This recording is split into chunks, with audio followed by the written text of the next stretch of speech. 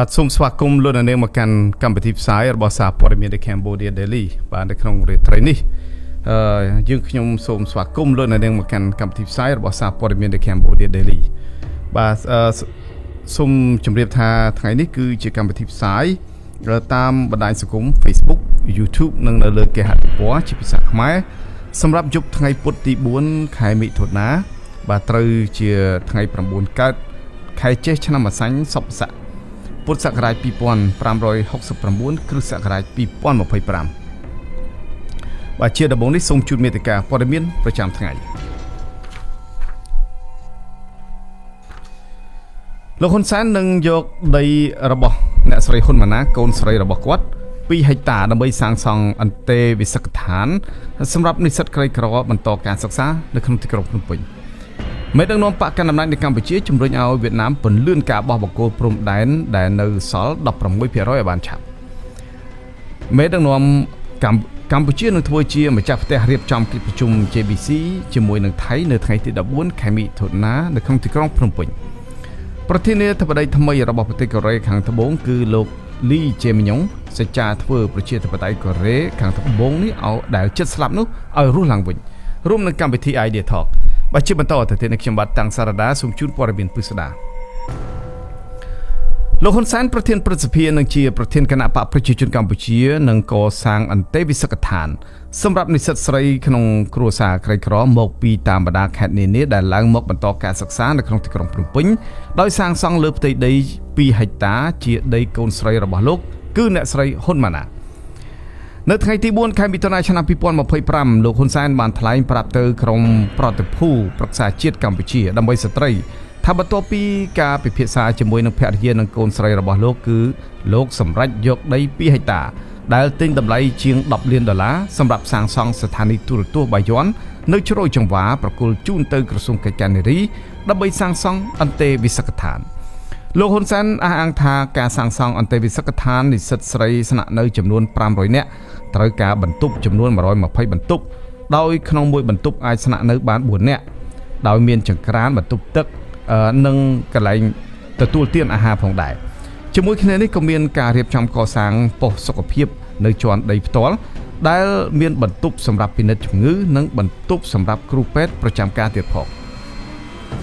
លោកហ៊ុនសែនអះអាងថាលោកសង្ឃឹមថាអន្តេវាសិកដ្ឋាននេះនឹងជួយកាត់បន្ថយការលំបាករបស់និស្សិតជាស្ត្រីនិងជួយពន្លឿនដល់ការវិនិយោគកសាងសមត្ថភាពរបស់ស្ត្រីនិងការចូលរួមរបស់ស្ត្រីក្នុងការកសាងប្រទេសជាតិអង្គការប្រជាធិបតេយ្យខ្មែរដែលមានមូលដ្ឋានក្នុងប្រទេសអូស្ត្រាលីលោកសង្សានករណាគាំទ្រចំពោះការលើកឡើងរបស់លោកហ៊ុនសែនដើម្បីកាត់បន្ថយហានិភ័យឬបញ្ហាប្រឈមរបស់សិស្សស្រីឬក្មេងស្រីដែលបានចាកចេញពីស្រុកកំណើតដើម្បីមករៀនសូត្រឆ្ងាយពីផ្ទះសម្បែងនិងជាការលើកទឹកចិត្តដល់ក្មេងស្រីបន្តការសិក្សាផងដែរលោកសង្សានករណាសង្ឃឹមថាការលើកឡើងរបស់លោកហ៊ុនសែននេះនឹងក្លាយទៅជាចំណាត់ការអនុវត្តប្រកបដោយប្រសិទ្ធភាពនិងមានការយកចិត្តទុកដាក់ពីមន្ត្រីនៅស្ថាប័នពាក់ព័ន្ធនៅក្នុងកិច្ចប្រជុំប្រចាំឆ្នាំរបស់ក្រមប្រឹក្សាជាតិកម្ពុជាដើម្បីស្ត្រីកាលពីថ្ងៃទី21ខែកុម្ភៈឆ្នាំ2023លោកហ៊ុនសែនបានអំពាវនាវចំពោះសប្បុរសជននានាឲ្យចូលរួមជួយកសាងអន្តេវាសិកដ្ឋានសម្រាប់សិស្សស្រីនៅក្នុងរាជធានីភ្នំពេញនិងនៅតាមបណ្ដាខេត្តដើម្បីជំរុញឲ្យសិស្សស្ត្រីនៅជនបទមានឱកាសទៅរៀននៅមហាវិទ្យាល័យហើយមានកន្លែងស្នាក់នៅនិងធ្វើយ៉ាងណាកាត់បន្ថយគម្លាតរវាងស្ត្រីនៅតាមទីក្រុងនិងទីជនបទលោកអ្នកនាងជាទីមេត្រីប្រធានព្រឹទ្ធសភានិងជាប្រធានគណៈបកប្រជាជនកម្ពុជាលោកហ៊ុនសែនជំរុញឲ្យមានការព្រមព្រៀងរវាងរដ្ឋាភិបាលកម្ពុជានិងរដ្ឋាភិបាលវៀតណាមក្នុងការបោះបង្គោលព្រំដែនដែលនៅសេសសល់ចំនួន 16% ឲ្យបានឆាប់នៅពេលខាងមុខនេះលោកហ៊ុនសែនថ្លែងនៅក្នុងពិធីជួបជាមួយនឹងអនុរដ្ឋមន្ត្រីក្រសួងការពារជាតិវៀតណាមលោកងៀងទិញគឿងសំទោលោកងៀងទិនគឿងនៅថ្ងៃទី4ខែមិថុនាជុំវិញដំណើរទស្សនកិច្ចផ្លូវការរបស់មន្ត្រីជាន់ខ្ពស់វៀតណាមនៅប្រទេសកម្ពុជាក្នុងពេលនេះមេដឹកនាំបកកណ្ដាលអំណាចរួមនេះអះអាងថាទំនាក់ទំនងកម្ពុជាវៀតណាមកាន់តែរឹងមាំនិងស្អិតរមួតផ្អែកលើស្មារតីមិត្តភាពជាប្រពៃណីសាមគ្គីភាពជាអ្នកជិតខាងល្អនិងកិច្ចសហប្រតិបត្តិការឆ្នះលើគ្រប់វិស័យជាពិសេសក្នុងវិស័យកសាងទ័ពរបស់ប្រទេសទាំងពី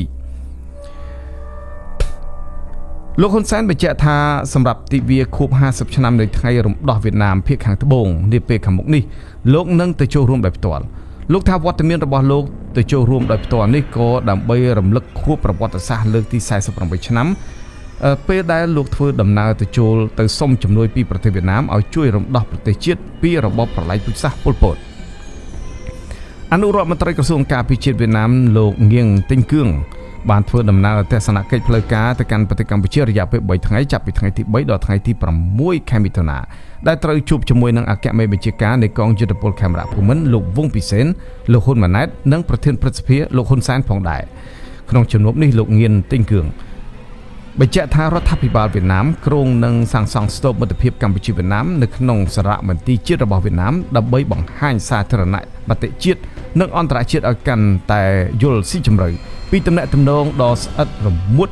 រវាងកម្ពុជានិងវៀតណាមគ្រប់កលៈទេសៈជាពិសេសក្នុងវិស័យកងទ័ពនៃប្រទេសទាំងពីរដែលបានរួមគ្នាប្រឆាំងតវ៉ានឹងរបបអាណានិគមក្នុងពេលអតីតកាល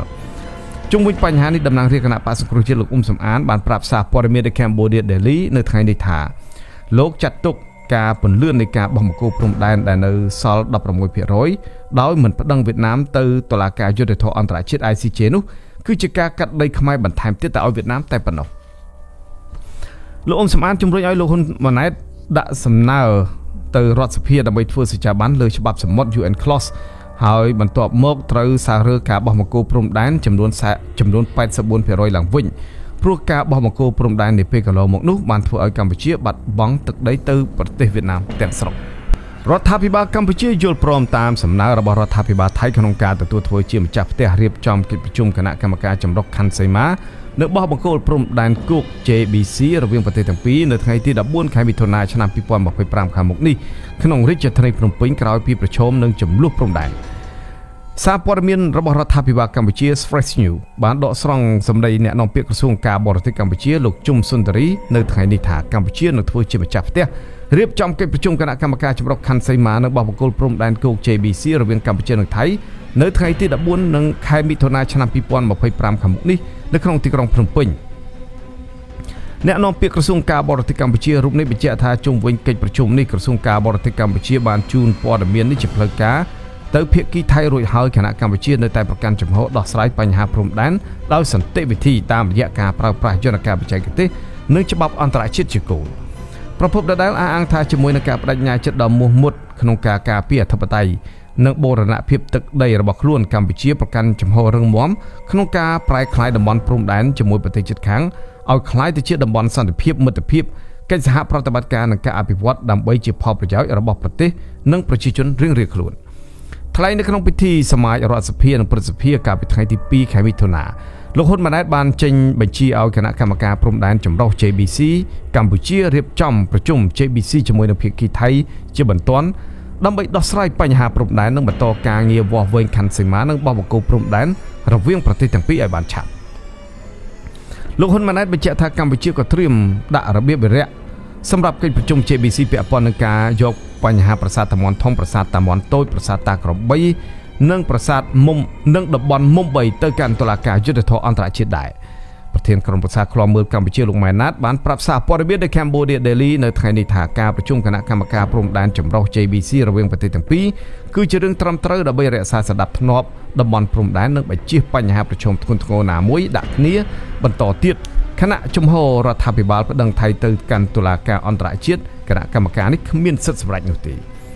លោកម៉ែនណាតលើកឡើងថាក្នុងពេលដែលកម្ពុជាប្តឹងថៃទៅកាន់តុលាការអន្តរជាតិកម្ពុជាក៏ត្រូវតែដាក់សំណើទៅរដ្ឋសភាឲ្យអនុម័តផ្ដល់សេចក្ដីបានទៅលើច្បាប់សមុទ្រ UN Clause ដែរបន្ទាប់មកទៀតកម្ពុជាក៏ត្រូវប្តឹងថៃជុំវិញករណីកោះគុតដែនសមុទ្រត្រួតស៊ីគ្នាទៅតុលាការអន្តរជាតិបន្ថែមទៀតលោកបានថែមថារដ្ឋាភិបាលក៏ត្រូវតែប្តឹងថៃជាជំហានរហូតដល់តុលាការមជ្ឈត្តការអចិន្ត្រៃយ៍ឬហៅថា Permanent Court of Arbitration តែម្ដងព្រោះតុលាការនេះក៏ជាអង្គការអន្តរជាតិរដ្ឋាភិបាលសំទោសជាអង្គការអន្តររដ្ឋាភិបាលដែលទទួលដោះស្រាយវិវាទលើរឿងក្តីចំនួនដែនអធិបតេយ្យរវាងរដ្ឋនិងរដ្ឋដែរ លោកនៅនឹងជាទីមេត្រីនៅពេលនេះយើងចូលដល់នាទីព័ត៌មានអន្តរជាតិបេក្ខជនប្រធានាធិបតីមកពីគណៈបកប្រជាធិបតេយ្យនៃប្រទេសកូរ៉េខាងត្បូងលោកលីជេមយ៉ុងដែលត្រូវបានប្រកាសជាផ្លូវការនៅថ្ងៃពុធទី4ខែមិថុនាថាបានជាប់ឆ្នោតជាប្រធានាធិបតីថ្មីបន្ទាប់ពីបានទទួលជ័យជំនះនៅក្នុងការបោះឆ្នោតមុនអាណត្តិកាលពីថ្ងៃអង្គារទី3ខែមិថុនាបើតាមបណ្ដាញផ្សាយព័ត៌មាន Channel New Asia លោកលីជេមយ៉ុងបានទទួលជ័យជំនះទៅលើគូប្រជែងរបស់លោកគឺលោកកឹមមុនស៊ូមកពីគណៈបកអំណាចប្រជាជនជាគណៈបកកំពុងកាន់អំណាចគណៈបកអំណាចប្រជាជនជាគណៈបកអភិរក្សនិយមដឹកនាំដោយអតីតប្រធានាធិបតីលោកយូសុនយុលដែលកំពុងជាប់ចោទក្នុងសំណុំរឿងព្រហ្មទណ្ឌគណៈកម្មការរៀបចំការបោះឆ្នោតកូរ៉េខាងត្បូងដែលជាស្ថាប័នមិនស្ថិតនៅក្រោមឥទ្ធិពលរបស់អ្នកនយោបាយបានប្រកាសថាលោកលីជេមយ៉ុងទទួលបាននៅសម្លេងគាំទ្រ49កដកសញ្ញា42សម្លេងចំណែកឯលោកគីមមុនសូទទួលបានសម្លេងគាំទ្រ41កដកសញ្ញា 15% ជ័យជំនះរបស់លោកលីជេមយ៉ុងកើតមានឡើងនៅក្នុងការបោះឆ្នោតមុនអាណត្តិបន្ទាប់ពីលោកយុនត្រូវបានតុលាការធម្មនុញ្ញទម្លាក់ចេញពីតំណែងកាលពីខែមីនាគណៈកម្មការរៀបចំការបោះឆ្នោតកូរ៉េខាងត្បូងប្រកាសថាលោកលីជេមយ៉ុងនៃគណៈបកប្រជាធិបតេយ្យបានជាប់ឆ្នោតជាប្រធានាធិបតីជាស្ថាពរក្រោយការប្រកាសលទ្ធផលផ្លូវការលោកគីមមុនសូក៏បានទទួលស្គាល់បរាជ័យរបស់លោកដែរហើយបានទទួលស្គាល់លោកលីជេមយ៉ុងជាប្រធានាធិបតីភ្លាមក្រោយពីការប្រកាសផ្លូវការដែលថាលោកពិតជាបានឈ្នះឆ្នោតក្នុងតំណែងប្រធានាធិបតីលោកលីជេមយ៉ុងបានសច្ចាថាលោកត្រូវតែធ្វើឲ្យប្រព័ន្ធប្រជាធិបតេយ្យនិងនីតិរដ្ឋរបស់ប្រទេសកូរ៉េខាងត្បូងដែលជិតស្លាប់ទៅហើយនោះឲ្យរស់ឡើងវិញក្រោយពីមានការបំផ្លាញដោយការដាក់ប្រទេសក្នុងច្បាប់អាញាសឹករបស់អតីតប្រធានាធិបតីយុនសុលយុកគេថាជាជំនះរបស់លោកលីជេមយ៉ុងមកពីគណៈបកប្រឆាំងនឹងធ្វើឲ្យសេដ្ឋកិច្ចដ៏ធំទី4នៅអាស៊ីមានភាពខ្លាំងរឹងមាំឡើងវិញជាមួយនឹងប្រជាធិបតេយ្យត្រូវបានលើកជ្រងឡើងវិញជាមួយនឹងនីតិរដ្ឋមិនប្រកាន់វណ្ណៈបកពួកតែយ៉ាងណាក៏ដោយសេតវិមានរបស់សហរដ្ឋអាមេរិកនៅតែបង្ហាញក្តីបារម្ភទុកជាមុនដែលថារដ្ឋាភិបាលរបស់លោកលីជេមយ៉ុងអាចនឹងស្ថិតក្រោមឥទ្ធិពលរបស់ប្រទេសចិនសេតវិមានរំលឹកថាសម្ព័ន្ធភាពអាមេរិកនិងកូរ៉េខាងត្បូងនៅតែរឹងមាំបើទោះបីជាក្រុងសេអ៊ូលមានមេដឹកនាំថ្មីក៏ដោយអ្វីដែលក្រុង Washington បារម្ភព្រោះសង្ស័យថាការបោះឆ្នោតនៅក្នុងប្រទេសកូរ៉េខាងត្បូងកាលពីថ្ងៃទី3ខែមិថុនាអាចជ្រៀតជ្រែកពីសំណាក់ក្រុងប៉េកាំងមុនក្លាយជាប្រធានាធិបតីលោកលីជេមយ៉ុងមានរឿងអ្វីខ្លះត្រូវកត់ត្រានោះលោកលីជេមយ៉ុងកើតនៅថ្ងៃទី8ខែធ្នូឆ្នាំ1963លោកកើតក្នុងគ្រួសារក្រីក្រមួយលោកលីមានឪពុកម្ដាយជាអ្នកសម្អាតបន្ទប់ទឹកសាធារណៈលោកធ្វើការជាកម្មករនៅឯរោងចក្រមួយកន្លែងនៅពេលដែលគ្រួសាររបស់លោកបានផ្លាស់ទីលំនៅទៅរស់នៅក្នុងទីក្រុងស៊ីអ៊ុងណាំលោកលីជាមបានប្រឹងប្រែងរកលុយបណ្ដានិងរៀនសូត្របណ្ដារហូតដល់ប្រឡងជាប់អាហារូបករណ៍ចូលរៀនមហាវិទ្យាល័យនៅឯសាកលវិទ្យាល័យជុងអាំងនៅក្នុងឆ្នាំ1986លោកបានប្រឡងជាប់ជាមេធាវីនិងបានចាប់ផ្ដើមអាជីពជាមេធាវីការពារសិទ្ធិមនុស្សដោយផ្ដោតសំខាន់ទៅលើសិទ្ធិរបស់កម្មករនិងយុត្តិធម៌សង្គមលោកលីជេមយ៉ុងបានប្រឡូកចូលនយោបាយនៅទសវត្សរ៍ឆ្នាំ2000ហើយបានក្លាយទៅជាចៅហ្វាយក្រុងសឿងកាំនៅក្នុងឆ្នាំ2010ក្រោយមកទៀតលោកបានចូលរួមប្រកួតប្រជែងយកតំណែងជាបេក្ខជនប្រធានាធិបតីនៃគណៈបកប្រជាធិបតេយ្យក្នុងឆ្នាំ2017ដោយជាប់នៅលេខរៀងទី3មានន័យថាលោកមិនបានបោះឆ្នោតនោះទេតែលោកបានជាប់ឆ្នោតជាអភិបាលខេត្ត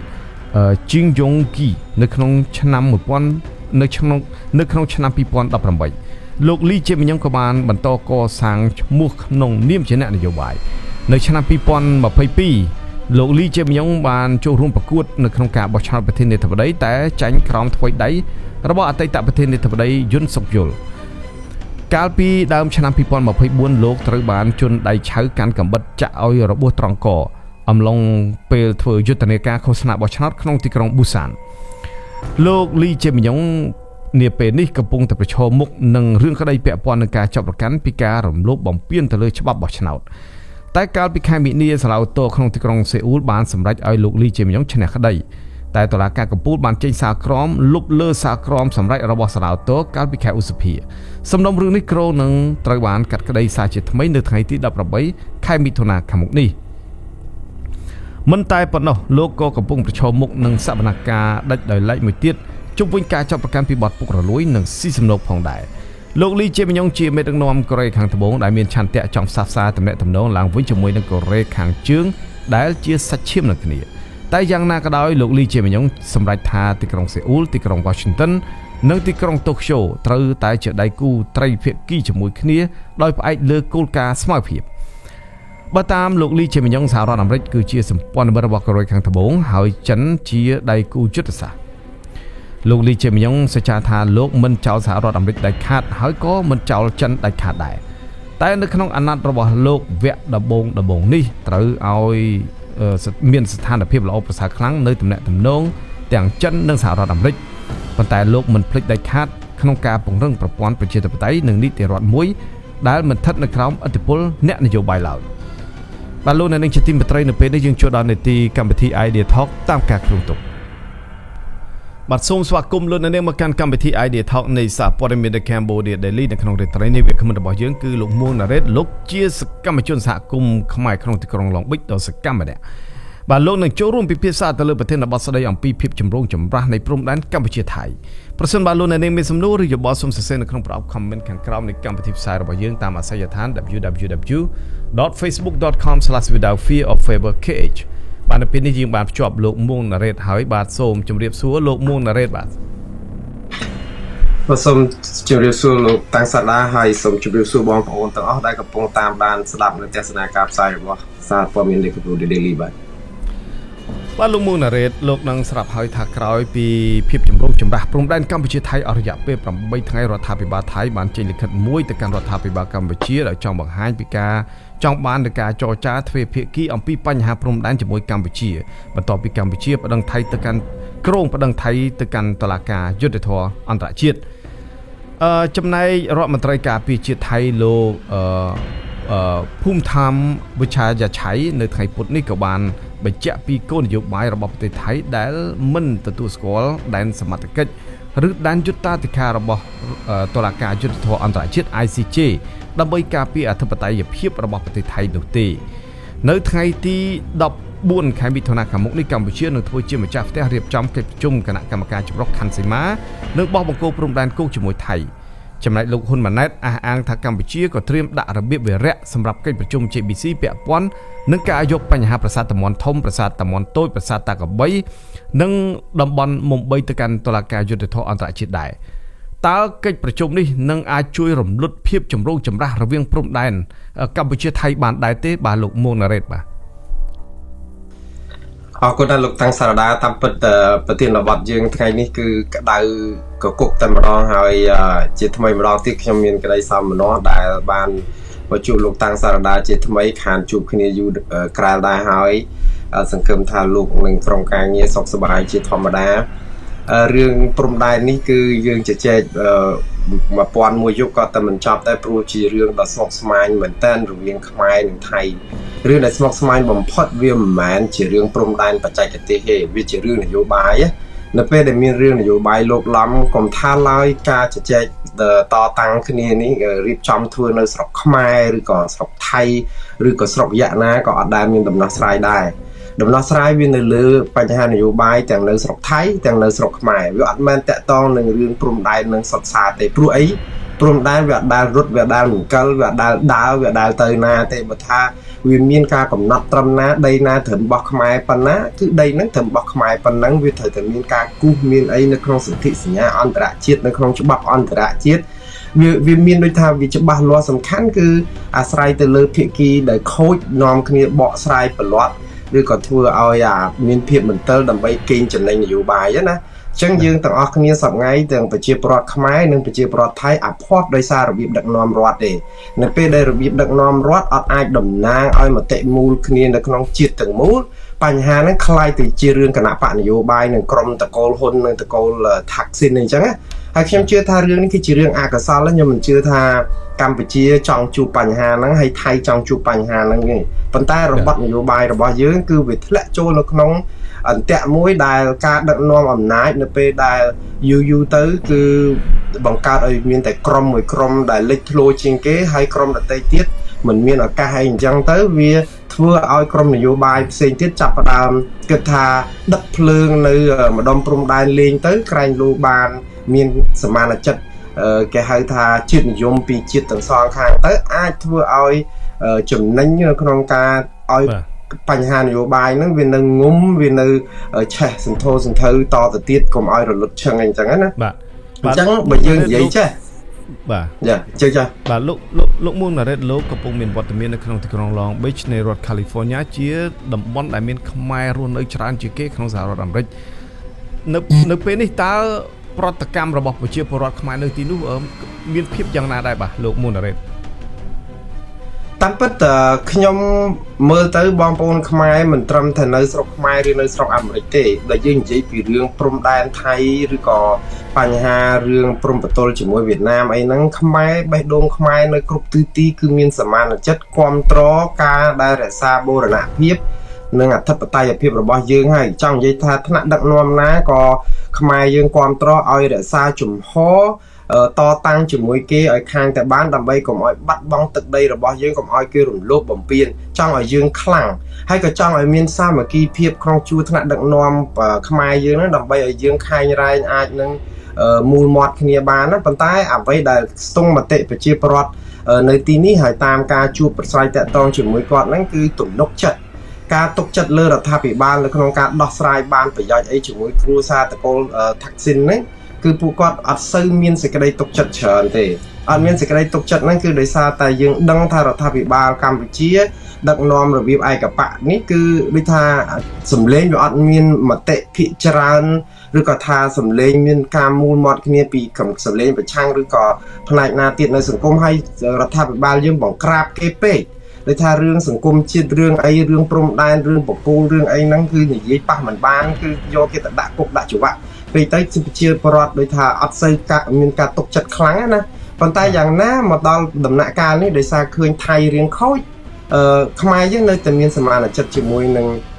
ប្រជាជាតិខ្មែរយើងទៅក្នុងនាមឈាមជ័រជាខ្មែរការពារបូរណភាពដែនដីនិងទឹកដីរបស់យើងបើទោះបីជាមិនពេញចិត្តរបៀបដឹកនាំរដ្ឋរបស់រដ្ឋាភិបាលប៉ុន្តែក្នុងស្ថានភាពដែលលំបាកបែបនេះសម្រួមចិត្តនៅពីក្រោយកងទ័ពការពារជាតិរបស់យើងដែរបាទប៉ុន្តែលោកមុនណារ៉េតបានកត់សម្គាល់ឃើញទេថានៅពេលដែល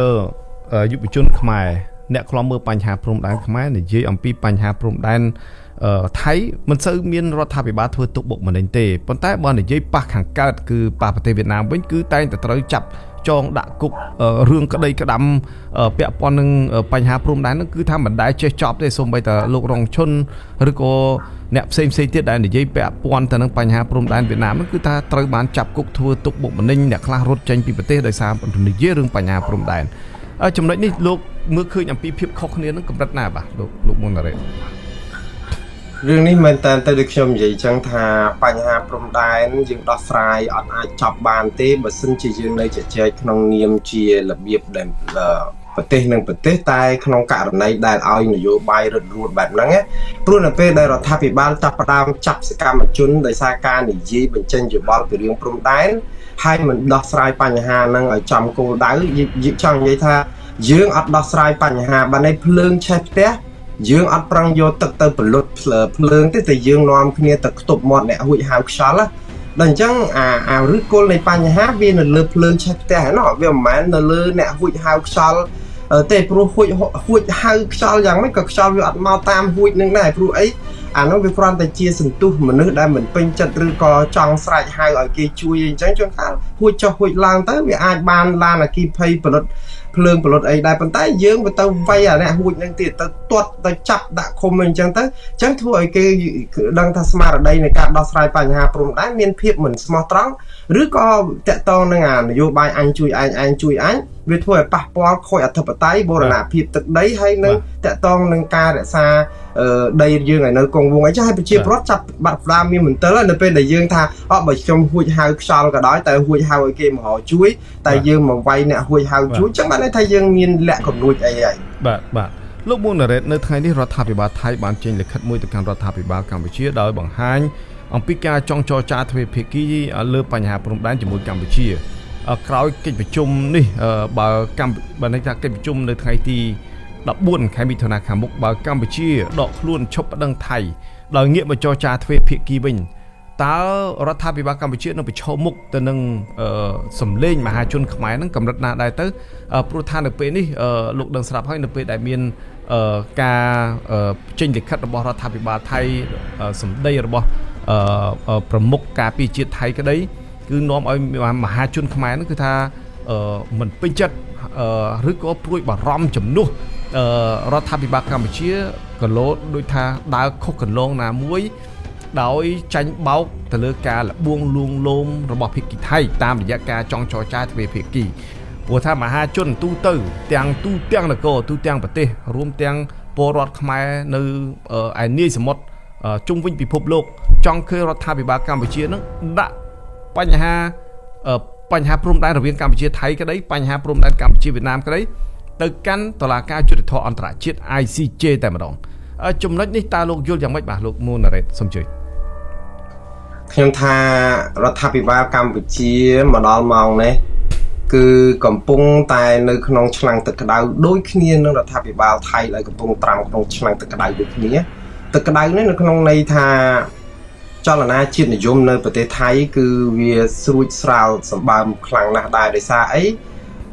សាធារណជនច្រើនដែលមិនពេញចិត្តនឹងការដឹកនាំរបស់នាយករដ្ឋមន្ត្រីថៃថ្មីគឺអ្នកស្រីបៃថងឋានស៊ីនវ៉ាត់ដែលជាកូនស្រីរបស់លោកថាក់ស៊ីនស៊ីនវ៉ាត់អញ្ចឹងសាធារណជនឬក៏គណៈបកប្រឆាំងដែលគេមិនពេញចិត្តនៅក្នុងការដឹកនាំនេះគឺគេចង់ឲ្យរដ្ឋាភិបាលថៃនឹងរលាយឲ្យឆាប់ដើម្បីឲ្យគណៈបកប្រឆាំងឬក៏ក្រុមដែលមិនពេញចិត្តរដ្ឋាភិបាលនេះគេអាចមកគ្រប់គ្រងប្រទេសបានយ៉ាងលឿនហើយនៅក្នុងន័យហ្នឹងក៏គេកំពុងដាក់សម្ពាធទៅរដ្ឋាភិបាលថៃសប្តាហ៍ថ្ងៃហ្នឹងថាសុំកលុំគ្នាជាមួយនឹងរដ្ឋាភិបាលខ្មែរដោយសារទំនាក់ទំនងត្រកូលហ៊ុននិងត្រកូលថាក់ស៊ីនហ្នឹងស្អិតរមួតខ្លាំងពេកដែលធ្វើឲ្យគេមានមន្ទិលអំពីភាពមិនស្មោះត្រង់នៅក្នុងការចរចាកិច្ចការព្រំដែនសូម្បីតែភាគីថៃក៏គិតថាថៃបាត់ដីទៅខ្មែរឬក៏បាត់ប្រយោជន៍របស់ថៃទៅខ្មែរយ៉ាងច្រើនដោយសារតែទំនាក់ទំនងគ្រួសារបែបនេះហើយមកកម្ពុជាយើងវិញដូចគ្នា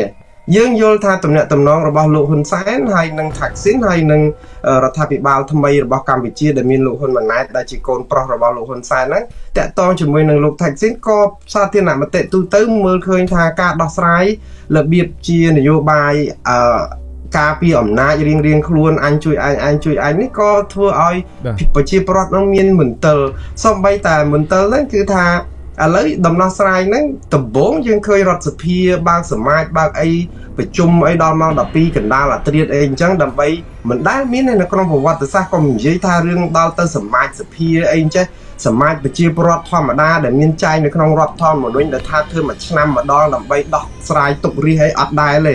ប៉ុន្តែបើចុះបង្ក្រាបហ្នឹងគឺអាចធ្វើរាល់ថ្ងៃអញ្ចឹងណាចាប់មនុស្សដាក់គុកអញ្ចឹងប្រជាពលរដ្ឋហ្នឹងចាប់ផ្ដើមមន្ទិលខ្លាំងទៅលើសុចរិតភាពរបស់រដ្ឋាភិបាលកម្ពុជាដែរថាតើ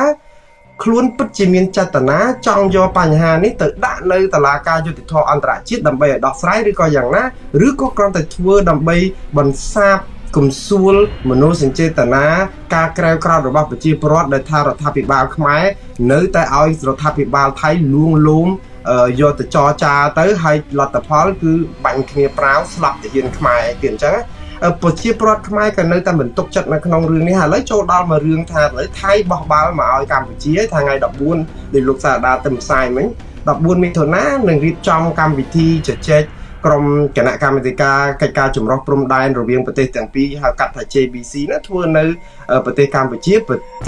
ជាម្ចាស់ផ្ទះម្ដងដោយលើកយកបញ្ហាព្រំដែនយកមកជជែកប៉ុន្តែភាគីថៃអត់ចង់ឲ្យលើករឿងនេះទៅជជែកមុខតុលាការយុត្តិធម៌អន្តរជាតិហើយខ្ញុំនឹងបញ្យល់ថាហេតុអីបើយើងចរចាតាមយន្តការពីទ្វារភាគីនេះគឺយើងនឹងចរចាបានតទៅទៀតគ្រាន់តែអូសបន្លាយពេលវេលាឲ្យចំនួនហ្នឹងគឺវានៅតែវែងទៀតទេព្រោះចរចា25ឆ្នាំអាចបានត្រូវគ្នាទេតាំងមាន MOU ឆ្នាំ2000មកយើងនៅតែឆ្លោះគ្នាតរហូតព្រោះអីរឿងនយោបាយវាមិនមែនជារឿងព្រំដែនដល់តែពេលយើងតកតងនឹងយន្តការដែលជាក់ស្ដែងប្រកាសនិយមគឺតុលាការយុត្តិធម៌អន្តរជាតិអត់អាចទៅបានដោយសារអីថៃអូសយើងឲ្យមកចរចារបៀបដូចប្តីប្រពន្ធឆ្លោះគ្នាយើងអត់ឲ្យមេភូមិឬក៏អ្នកក្រៅជួលមកកាត់ក្តីយើងដើម្បីសម្រេចបានយើងសុកចិត្តវាយគ្នាយើងសុកចិត្តបោចសក់យើងសុកចិត្តឆ្លោះគ្នារហូតតតែអាចថាបើនិយាយទៅរឿងគ្រួសារនិយាយឲ្យពិបាកស្ដាប់បន្តិចរហូតតតែមនុស្សមានជំងឺបាក់ទឹកចិត្តរៀងខ្លួនទៅចាប់ផ្ដើមមករឿងចង់ស្លាប់គ្នាហើយយើងអត់ប្រមអ្នកក្រៅមកដោះស្រាយឥឡូវចូលមកដល់ធွာនឹងទៀតធ ធម៌លេបថ្នាំគេមិនលក់ចាប់ផ្ដើមទល់ពធរៀងខ្លួនឥឡូវចាប់ផ្ដើមមកដោះស្រាយអត់ត្រូវគ្នាមកទៀតហើយអានេះខ្ញុំគិតថាវាជាចេតនាមើលទៅវាមិនជាអាក្រក់ខ្លាំងនៅក្នុងន័យថាគ្រូសាពីរហ្នឹងមើលទៅក៏ចង់ដោះស្រាយរឿងគ្រូសាខ្លួនឯងវាចានប៉ះតកិច្ចគ្នាចេះចង់ដោះស្រាយកុំឲ្យអ្នកដទៃដឹងឮក៏ប៉ុន្តែវាជាល្បិចខូចមួយដែរនៅពេលដែលអត់ឲ្យអ្នកដទៃដឹងឮគឺបានន័យថាឯងកំពុងតែដាក់សម្ពាធឲ្យដៃគូមកខាងទៀតតល់ច្រកខ្លាំងរហូតដល់កើតជំងឺ stress បាក់ទឹកចិត្តខ្លាំងរហូតដល់អាចសម្លាប់ខ្លួនក៏ថាបានដែរមកក្នុងន័យគ្រួសារមែនតើរឿងនេះរឿងធំមែនតើបើយើងមើលឃើញជារឿងទូចបែបគ្រួសារប៉ុន្តែយើងមើលរឿងទល់ពធហ្នឹងគឺយើងអាចនឹងគ្រោះថ្នាក់ប៉ុន្តែខ្ញុំនិយាយពីរឿង ICJ បន្តិចលោកសារដារឿងនេះគឺបងប្អូនប្រជាពលរដ្ឋមានការច្បោកច្បល់មែនតើដោយសារថៃខ្លួនឯងធ្វើឲ្យច្បោកច្បល់ថ្ងៃនេះគឺរដ្ឋមន្ត្រីការពារសន្តិរដ្ឋមន្ត្រីការបរទេសរបស់ថៃលោកភូមិធម្មវិឆាវឆៃហ្នឹងគាត់យ៉ាថៃហ្នឹងគាត់ថាអញ្ចេះក្រសួងការពារជាតិគាត់ថាអញ្ចេះគាត់ថាថៃបានបញ្ជាក់ចំហយ៉ាងច្បាស់ថាថៃមិនទទួលស្គាល់យុត្តាធិការរបស់តុលាការព្រហ្មទណ្ឌតុលាការយុត្តិធម៌អន្តរជាតិបងប្អូនស្ដាប់ឲ្យច្បាស់ណាថៃជាសមាជិករបស់តុលាការយុត្តិធម៌អន្តរជាតិតាំងតែពីឆ្នាំម្ដុំខ្សែជាងនោះបងប្អូនគឺបានន័យថាពេលដែលតុលាការនេះបើកភ្លាមឆ្នាំ1945 46ថៃក្លាយទៅជាសមាជិករបស់តុលាការយុត្តិធម៌អន្តរជាតិនេះភ្លាមអត់មានប្រកែកទេគឺបានន័យថាទទួលស្គាល់ថាខ្លួនជាសមាជិកកម្ពុជាចូលជាសមាជិករបស់តុលាការនេះតតែឆ្នាំ55ពេលខ្មែរមានឯករាជ្យមានអីស្រួលបួលហើយអត់ទាន់ស្គាល់ទទួលស្គាល់យុត្តាធិការពេញសិទ្ធិរបស់តុលាការនេះរហូតដល់ឆ្នាំ57អញ្ចឹងខ្មែរមានទុកពេល2-3ឆ្នាំដើម្បីសិក្សាថាតើព្រមទទួលស្គាល់យុត្តាធិការប៉ុន្តែខ្មែរទទួលស្គាល់ថាយុត្តាធិការឬក៏ដែនសមត្ថកិច្ចរបស់តុលាការយុត្តិធម៌អន្តរជាតិនេះសំខាន់ណាស់សម្រាប់ដោះស្រាយរឿងព្រំប្រទល់ខ្មែរជាពិសេសរឿងប្រាសាទព្រះវិហារខ្មែរដឹងមុនថាថៃច្បាស់ជាររឿងខ្មែរបើអត់មានតុលាការអន្តរជាតិចូលរួមទេគឺខ្មែរមិនអាចដោះស្រាយជាមួយថៃបានអញ្ចឹងមេដឹកនាំខ្មែរតាំងពីសម័យមុនហ្នឹងគឺមានភាពឆ្លាតវៃក្រាន់បើនៅក្នុងការធ្វើឲ្យរឿងនេះមិនមែនជារឿងប្តីប្រពន្ធទេមិនមែនជារឿងក្នុងមួយគ្រួសារទេគឺរឿងអន្តរជាតិអញ្ចឹងទៅបានជាទទួលស្គាល់បានជាយករឿងហ្នឹងប្តឹងឆ្នាំ59រឿងព្រះវិហារហ្នឹងពេលដែលប្តឹងឆ្នាំ1959ថៃចាប់ផ្ដើមអត់ទទួលស្គាល់យុត្តាធិការរបស់តុលាការយុត្តិធម៌អន្តរជាតិក្នុងឆ្នាំ1961ថៃដឹងច្បាស់ណាស់ថាបើថៃទទួលស្គាល់យុត្តាធិការរបស់តុលាការយុត្តិធម៌ព្រហ្មទណ្ឌអន្តរជាតិថៃច្បាស់ជាចាញ់ខ្មែររឿងប្រាសាទព្រះវិហារដូច្នេះដើម្បីឲ្យដឹងថាខ្លួនអាចចាញ់ឲ្យហើយអញ្ចឹងសរសេរសេចក្តីប្តឹងទៅតុលាការយុត្តិធម៌អន្តរជាតិនេះក្នុងឆ្នាំ1961ហ្នឹងប្រាប់គេថាថៃមិនទទួលស្គាល់ដែនសមត្ថកិច្ចរបស់តុលាការនេះទេក៏ប៉ុន្តែក្នុងឆ្នាំ1961ដដែលតុលាការយុត្តិធម៌អន្តរជាតិបដិសេធបណ្ដឹងរបស់ថៃដែលមិនទទួលស្គាល់យុត្តាធិការរបស់តុលាការយុត្តិធម៌អន្តរជាតិនឹងភ្លាមដែរបានន័យថាម៉េចបានន័យថាថៃធ្លាប់បណ្ដឹងមិនចង់ទទួលស្គាល់តុលាការនេះដែរប៉ុន្តែតុលាការបដិសេធបណ្ដឹងរបស់ខ្លួនអញ្ចឹងមានន័យថាម៉េចមានន័យថាថៃនៅតែជាសមាជិករបស់តុលាការយុត្តិធម៌អន្តរជាតិដដែលគ្រាន់តែថៃនៅតែបញ្ជាក់ចំហថាអត់ចង់ឲ្យថៃអត់ចង់ទទួលស្គាល់យុត្តាធិការចង់និយាយថាខ្លួនឯងនៅរក្សាសិទ្ធិក្នុងការបដិសេធយុត្តាធិការប៉ុន្តែករណីសាណាខ្ញុំចង់ថែមតិចបដិសេធហ្នឹងគឺចោះហេតុអីបានជាបើបដិសេធយុត្តាធិការហេតុអីឡើងតុលាការជាមួយគ្នាតាំងតែពីអើយមកឆ្នាំ1959មានបណ្ដឹងរឿងព្រះវិហារថៃឡើងតុលាការដល់ទៅពេលរឿងព្រះវិហារគេសម្រេចឆ្នាំ62ឲ្យខ្មែរឈ្នះថៃមកប្តឹងមកដោះស្រាយយើងមានចាំទេនៅក្នុងអំឡុងឆ្នាំទសវត្សរ៍ឆ្នាំ2010ហ្នឹងគឺមានរឿងនឹងកើតឡើងថៃឡើងទៅតុលាការជាមួយអន្តរជាតិបើថៃអត់ទទួលស្គាល់យុត្តាធិការរបស់តុលាការពិភពលោកមួយនេះតើហេតុអីបានជាថៃចូលខ្លួនព្រោះអានេះជាកាតព្វកិច្ចរបស់យើងនៅក្នុងការចូលខ្លួនតែភាគីមួយគេប្តឹងយើងក៏ត្រូវតែចូលខ្លួនព្រោះយើងជាសមាជិកហើយបើយើងមិនមែនជាសមាជិករបស់តុលាការយុត្តិធម៌អន្តរជាតិក៏យើងជាសមាជិករបស់អង្គការសហជីវជាតិក៏ជាប់កាតព្វកិច្ចដែលអង្គការសហជីវជាតិក្រោមឆ័ត្រសំទោសតុលាការ ICJ ក្រោមឆ័ត្រអង្គការសហជីវជាតិអញ្ចឹងយើងនៅតែចូលខ្លួនដដែលទេបាទប៉ុន្តែលោកនឹងស្រាប់ហើយថាថៃនៅពេលដែលមិនទទួលស្គាល់យុត្តាធិការរបស់តុលាការយុត្តិធម៌អន្តរជាតិហ្នឹងគឺ គឺទៅផ្អែកទៅលើមាត្រា36និងវគ្គខណ្ឌ2នៃ ICJ ដែលចែងថាគឺថាថៃនឹងមិនប្រទេសដទៃទៀតមិនអាចប្តឹងថៃទៅកាន់តុលាការយុត្តិធម៌អន្តរជាតិបានទេលុះត្រាតែមាន consent បាទមានការយល់ព្រមពីថៃដែរចំណុចនេះលោកយល់យ៉ាងម៉េចបាទលោកមូណារ៉េតឡណាស់ដែលលោកសារដាលើកឡើងតកតមេត្រា36កថាខណ្ឌ2នៃច្បាប់របស់ខាងតុលាការពិភពលោកមួយនេះតុលាការយុត្តិធម៌អន្តរជាតិនេះនៅក្នុងច្បាប់មាត្រា36ដែលកថាខណ្ឌ2នេះមែនតើគេចែងលម្អិតអំពីយុត្តាធិការស្ម័គ្រចិត្តព្រោះពាក្យថាស្ម័គ្រចិត្តហ្នឹងគឺចង់និយាយថាអញ្ចេះចង់និយាយថាយើងជាសមាជិករបស់តុលាការយុត្តិធម៌អន្តរជាតិនឹងហើយក៏ប៉ុន្តែតុលាការនឹងទុកមាត្រាមួយឲ្យប្រទេសទាំងអស់ហ្នឹងសម្រេចចិត្តខ្លួនឯងថាតើមានខណាមួយចំនួនណាមួយបាត់ល្មើសណាមួយដែលខ្លួនឯងសុំរក្សាសិទ្ធិថាមិនចង់ចូលរួមដោះស្រាយទេហើយសុំថាអ្វីផ្សេងទៀតជាសមាជិកអញ្ចឹងហើយប៉ុន្តែតកតងករណីជាក់លាក់ណាមួយសុំមិនចូលខ្លួនទៅដោះស្រាយនៅក្នុងរឿងហ្នឹងទេក៏ប៉ុន្តែតើតែសរសេរសេចក្តីជូនដំណឹងហ្នឹងទៅខាងតុលាការហ្នឹងដើម្បីបញ្ជាក់ប្រាប់ថាណែបើនិយាយពីរឿងប្រាសាទមុំតំបន់មុំ3ឬក៏រឿងប្រាសាទតាកបីឬក៏ប្រាសាទតាមាន់ធំប្រាសាទតាមាន់តូចគឺថៃរក្សាសិទ្ធិមិនទទួលស្គាល់យុត្តាធិការឬដែនសមត្ថកិច្ចរបស់ខាងតុលាការ ICJ ក្នុងការដោះស្រាយរឿងហ្នឹងទេអញ្ចឹងនៅក្នុងហ្នឹងមាត្រារបស់ ICJ ហ្នឹងអនុញ្ញាតឲ្យខ្លួនធ្វើដូច្នេះបានដើម្បីបញ្ជាក់ជំហរថារឿងអីទទួលយកបានប៉ុន្តែរឿងប្រាសាទតាមាន់រឿងមុំ3រឿងអីហ្នឹងគឺថៃរក្សាសិទ្ធិមិនទទួលស្គាល់យុត្តាធិការចឹងបានន័យថាយើងជ្រើសរើសដូចថាផ្លែឈើមកកញ្ឆែងយើងហូបបានតែយើងអត់ចូលចិត្តផ្លែទុរេនព្រោះអត់ចូលចិត្តក្លិនឬក៏អត់ចូលចិត្តផ្លែអីយើងប្រាប់គេទៅគឺគេឲ្យយើងហូបតែផ្លែអីផ្សេងមិនមែនបានន័យថាយើងអត់ហូបផ្លែឈើនឹងសុទ្ធទេនៅក្នុងនេះថៃចង់ធ្វើរបៀបបែបនេះហើយការធ្វើបែបនេះក៏ជាល្បិចមួយមិនស្មោះត្រង់ដែរមិនស្មោះត្រង់យ៉ាងម៉េចរឿងស្អីមកកណោយើងយកបានឲ្យតែត្រូវចិត្តយើងយកឲ្យគេប្រើគេដើម្បីកាត់ក្តីដល់ទៅពេលរឿងអីមួយដែលយើងមានមន្ទិលថាយើងចាញ់ក្តីគឺយើងមិនទទួលយកយុត្តាធិការនឹងតែម្ដងដូច្នេះភាពមិនស្មោះត្រង់ហ្នឹងដែលធ្វើឲ្យយើងសង្ស័យអំពីតំបន់មុំ3ប្រាសាទតាមាន់តូចប្រាសាទតាមាន់ធំហើយនិងប្រាសាទតាកបីគឺជាកម្មសិទ្ធិរបស់ខ្មែរយ៉ាងច្រើនដែលថៃអាចចាញ់ក្តីនឹងមែនតើដែលខ្លួនឯងគិតថាបើហ៊ានតែបំពល់ទុកហ៊ានតែយកទទួលស្គាល់យុត្តាធិការនេះដឹងតែចាញ់ខ្មែរ 100% អញ្ចឹងសុខចិត្តយកយន្តការចរចារបៀបជាគូភាគីទ្វេភាគីវិញដើម្បីកុំឲ្យចូលទៅតុលាការអន្តរជាតិខ្ញុំថាអានេះគឺជាការផ្ដល់ដងដាវឲ្យភាគីកម្ពុជាទេអញ្ចឹងថ្នាក់ដឹកនាំកម្ពុជាគួរតែយកឱកាសនេះថាយើងមានប្រៀបលើគេដឹងតែម្ដងទៅអត់ចាំបាច់វែងឆ្ងាយអញ្ចឹងណាបាទលោកមុនរ៉េតលោកអាចបញ្ជាក់បន្ថែមបានទេពាក់ព័ន្ធទៅនឹងបញ្ហាមាត្រា36ដែលលោកបានរៀបរាប់បំបញ្ញមិញនេះដូចថាអញ្ចឹងបានន័យថាបើសិនជាភាគីកម្ពុជាប្តឹងថៃទៅកាន់តុលាការយុត្តិធម៌អន្តរជាតិទោះបីជាថៃហ្នឹងផ្អែកទៅលើមាត្រា36វគ្គខណ្ឌទី2នឹងយ៉ាងណាក៏ដោយប៉ុន្តែតុលាការនេះគឺថាបានន័យថាតម្រូវឲ្យ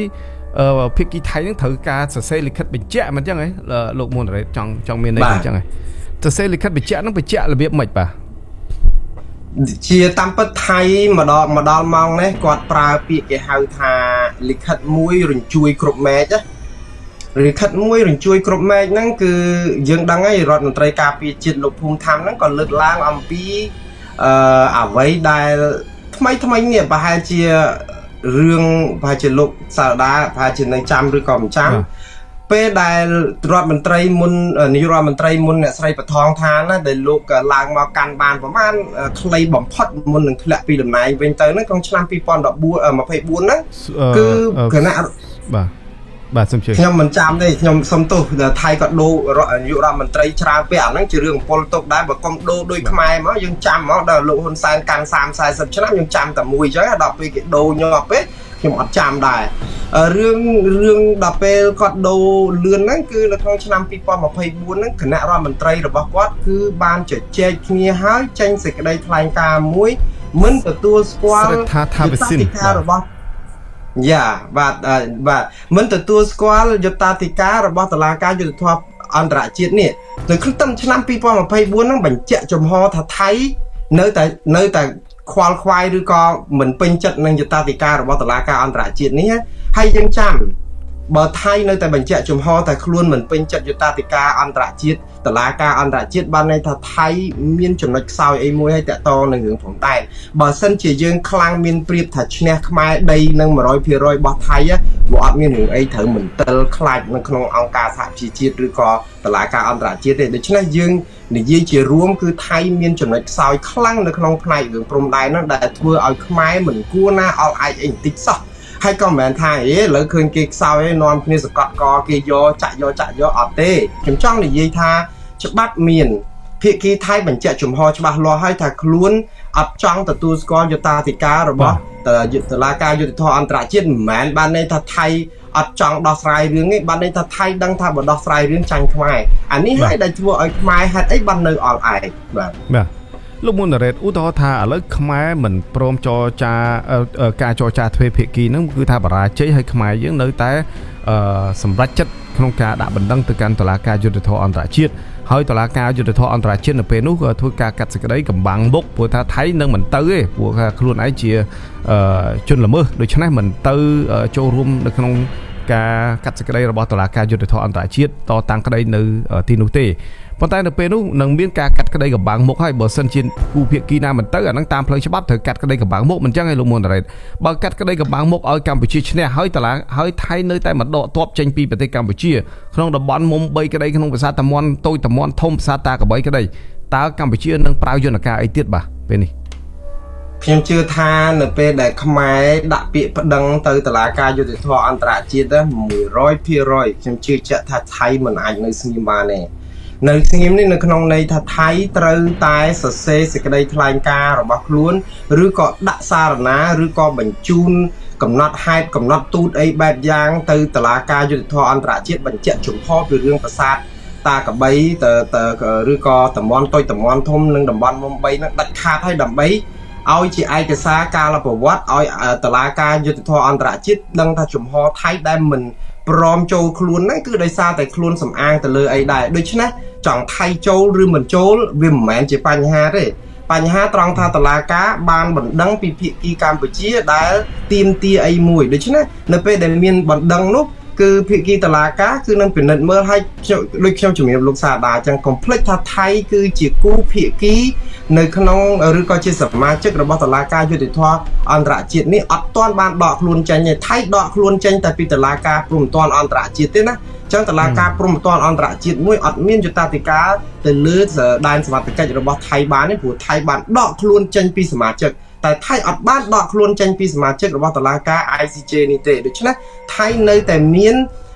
ឈ្មោះមានពេលដែលតុលាការក៏ហៅយើងចូលមិនចូលជាសិទ្ធិរបស់យើងក៏ប៉ុន្តែតុលាការនឹងដំណើរការក្តីដូចធម្មតាដូចប្រក្រតីហើយថៃច្បាស់ណាស់បញ្ជូនក្រុមការងាររបស់ខ្លួនឬក៏បញ្ជូនកំណត់ទូតឬក៏ឯកសារការប្រវត្តិផ្លូវច្បាប់ណាដើម្បីការពារជំហររបស់ខ្លួនយ៉ាងហោចណាស់ក៏ប្រាប់ថាមិនចូលការពារក្តីមែនប៉ុន្តែជំហរថៃគឺប្រាសាទតាកបីប្រាសាទតាមាន់ឬក៏តំបន់មុំ3ជារបស់ថៃអីអញ្ចឹងទៅដូច្នេះនៅតែតុលាការអាចយកជាហេតុផលថានេះគឺជាជំហររបស់ថៃហើយទៀងផ្ទាត់ជាមួយជំហររបស់កម្ពុជាគេនៅតែអាចសម្រេចក្តីបានហើយបើសម្រេចឲ្យខ្មែរឈ្នះហើយថៃមិនព្រមអនុវត្តតាមបាទស្រួលតាយើងដឹងហើយនៅពេលដែលក្តីតុលាការគេសម្រេចតុលាការយុត្តិធម៌អន្តរជាតិអត់មានដែនសមត្ថកិច្ចនៅក្នុងការយកប៉ូលីសទៅពង្រឹងការអនុវត្តទេព្រោះតុលាការនេះគឺមានតែសម្បកទេប៉ុន្តែសេចក្តីសម្រេចរបស់ខ្លួននឹងមានការចងកាតព្វកិច្ចផ្លូវច្បាប់ថាត្រូវតែអនុវត្តបើអត់អនុវត្តទេគឺភាគីកម្ពុជាអាចប្តឹងសាររើសុំឲ្យពង្រឹងការអនុវត្តដូច្នេះគេនឹងបញ្ជូនរឿងហ្នឹងទៅខាងក្រុមប្រឹក្សាសន្តិសុខអង្គការសហប្រជាជាតិអញ្ចឹងក្រុមប្រឹក្សាសន្តិសុខអង្គការសហប្រជាជាតិគេនឹងកោះហៅមើលទៅគេចេញសេចក្តីសម្រេចអីមួយដើម្បីអាចដាក់ទណ្ឌកម្មថៃឬក៏អាចដាក់សម្ពាធតាមរយៈប្រទេសនៅក្នុងនឹងសពបែបយ៉ាងផ្លូវទូតផ្លូវច្បាប់ផ្លូវអីទាំងអស់ហ្នឹងដូច្នេះថៃចង់មិនចង់ប្រឈមមុខក្នុងស្ថានភាពបែបហ្នឹងទេបាទប៉ុន្តែលោកដឹងស្រាប់ហើយថាតើក្រុមប្រឹក្សាសន្តិសុខអង្គការសហប្រជាជាតិហ្នឹងមានឥទ្ធិពលអ្វីទៅលើប្រទេសថៃនៅពេលដែលថៃហ្នឹងក៏មានជាសម្ព័ន្ធមិត្តរបស់ប្រទេសលោកសេរីជាច្រើនគណៈកម្ពុជាហ្នឹងក៏ជាសម្ព័ន្ធមិត្តរបស់ប្រទេសកុម្មុយនីសជាច្រើនបាទលោកមូនណារ៉េត យើងដឹងហើយថាអង្គការសហប្រជាជាតិសប្តាហ៍ថ្ងៃនេះគឺខ្សោយខ្លាំងណាស់យើងដឹងដែរយើងក៏ដឹងទាំងអស់គ្នាដែរនៅពេលដែលនយោបាយសហរដ្ឋអាមេរិកនេះក៏វាមានការផ្លាស់ប្ដូរដូចជាយើងដឹងហើយពេលដែលមានការដោះដូរការដឹកនាំថ្មីរបស់សហរដ្ឋអាមេរិកដកខ្លួនចេញពីក្រុមប្រឹក្សាសិទ្ធិមនុស្សក្រុមប្រឹក្សាស្អីផ្សេងរបស់អង្គការសហប្រជាជាតិនេះគឺធ្វើឲ្យអង្គការសហប្រជាជាតិនឹងកាន់តែមានភាពខ្សោយមែនទែនហើយយើងដឹងហើយនៅពេលដែលមានសង្គ្រាមនៅអ៊ុយក្រែនកើតឡើងអង្គការសហប្រជាជាតិអត់អាចជួយអ៊ុយក្រែនអីបានច្រើនក្រៅតែពីសេចក្តីថ្លែងការណ៍ថ្កោលទោសយើងក៏ឃើញស្ថាប័ននេះនៅមានភាពទន់ខ្សោយដែរក៏ប៉ុន្តែមិនមែនបានន័យថាឃើញទន់ខ្សោយបែបហ្នឹងយើងអត់ពឹងអង្គការសហប្រជាជាតិបានទេស្ថាប័នមួយនេះគឺជាស្ថាប័នរៀបចំសម្ដាប់ធ្នាប់ពិភពលោកដដែលព្រោះមានរដ្ឋធម្មនុញ្ញរបស់គេច្បាស់លាស់ដូច្នេះប្រទេសដែលជាសមាជិករបស់អង្គការសហប្រជាជាតិទាំងប្រទេសថៃទាំងប្រទេសឡាវសំទោសកម្ពុជាហ្នឹងក៏ជាប់កាតព្វកិច្ចបើយើងបំពេញកាតព្វកិច្ចហ្នឹងគឺយើងខូចក្រមសីលធម៌ការទទួលខុសត្រូវតើប្រទេសណាមួយដែលចង់ឲ្យគេចែងនៅក្នុងប្រវត្តិសាស្ត្រថាជាប្រទេសដែលបំពេញច្បាប់អន្តរជាតិបំពេញគោលការណ៍អង្គការសហប្រជាជាតិយើងចង់ខូច credit អញ្ចឹងដែរទេដូច្នេះខ្ញុំជឿថាថៃចង់គាត់ក៏មិនប្រថុយនៅក្នុងការខូចឈ្មោះនឹងដែរប៉ុន្តែថៃចង់ធ្វើអ្វីគ្រប់បែបយ៉ាងនឹងទាញកម្ពុជាឲ្យចូលតុចរចាទ្វេភាគីជាងរុញរឿងនឹងទៅតុលាការយុត្តិធម៌អន្តរជាតិព្រោះអីមិនចង់ឲ្យទៅដល់នឹងដែលឃើញថាចាញ់លើគោកពេកទៅគណៈបករបស់អ្នកស្រីបៃថងឋាននឹងធ្លាក់ឆ្នោតដោយស្វ័យប្រវត្តិប្រជាពលរដ្ឋអាចធ្វើបាតកម្មឬក៏រដ្ឋបហាផ្ទុះក្ដួងមួយរំពេចដោយសារតែខ្លាចរដ្ឋបហាដោយសារខ្លាចសាធារណជនទូទៅក្រេវក្រោតខ្លាំងនឹងហើយបានជាថៃនៅតែទាមទារយករឿងនេះមកចរចារបៀបគូភាគីជាមួយកម្ពុជាដើម្បីទិញសមានចិត្តអ្នកដែលគ្រប់គ្រងឬជាតិនិយមនៅស្រុកថៃនឹងឲ្យជឿថាបៃថងឋានមានសមត្ថភាពចរចារឿងនេះឲ្យស្ងប់ស្ងាត់វិញបានប្រយោជន៍ដល់ថៃនៅក្នុងរឿងនេះគឺជារឿងទិញពេលវេលាទេហើយនៅក្នុងពេលនេះហើយដែលគេកំពុងតែធ្វើតេស្តរដ្ឋាភិបាលកម្ពុជាដែរថាតើរដ្ឋាភិបាលកម្ពុជាចង់ស្អំឲ្យនយោបាយស្រុកថៃស្ងប់ឲ្យរួចខ្លួនកុំឲ្យមានភាពរំពើរំពើងហ្នឹងហើយបំភ្លេចចោលការប្តឹងទៅតុលាការអន្តរជាតិនេះគឺដែរឬយ៉ាងណាព្រោះអីខ្លួនបានស្បត់ស្បាយដូចជាមើលទៅដូចរៀងខែងរែងយើងដូចថាបដិញ្ញាផ្អើលពេញពិភពលោកហើយថាយើងនឹងយករឿងនេះទៅប្តឹងអញ្ចឹងនៅពេលដែលគេលួងដើម្បីចរចាស្រាប់តែស្ងាត់លែងប្តឹងអាហ្នឹងក៏យើងឃើញកាយរដ្ឋាភិបាលកម្ពុជាដែរបាទបើសិនជាកម្ពុជាមិនប្តឹងនៅពេលនេះថាតើពេលណាទៀតទើបកម្ពុជាប្តឹងលោកមុនរ៉េតវាគ្មានពេលណាដែលអាចប្តឹងបានទេលោកសារដាតាមពិតបណ្ដឹងដែលប្តឹងទៅតុលាការយុត្តិធម៌អន្តរជាតិនេះមិនមែនត្រឹមពេលហ្នឹងទេគួរប្តឹង25ឆ្នាំមុននៅពេលដែលមាន MOU មែនប៉ុន្តែនៅពេលមាន MOU ហ្នឹងគឺ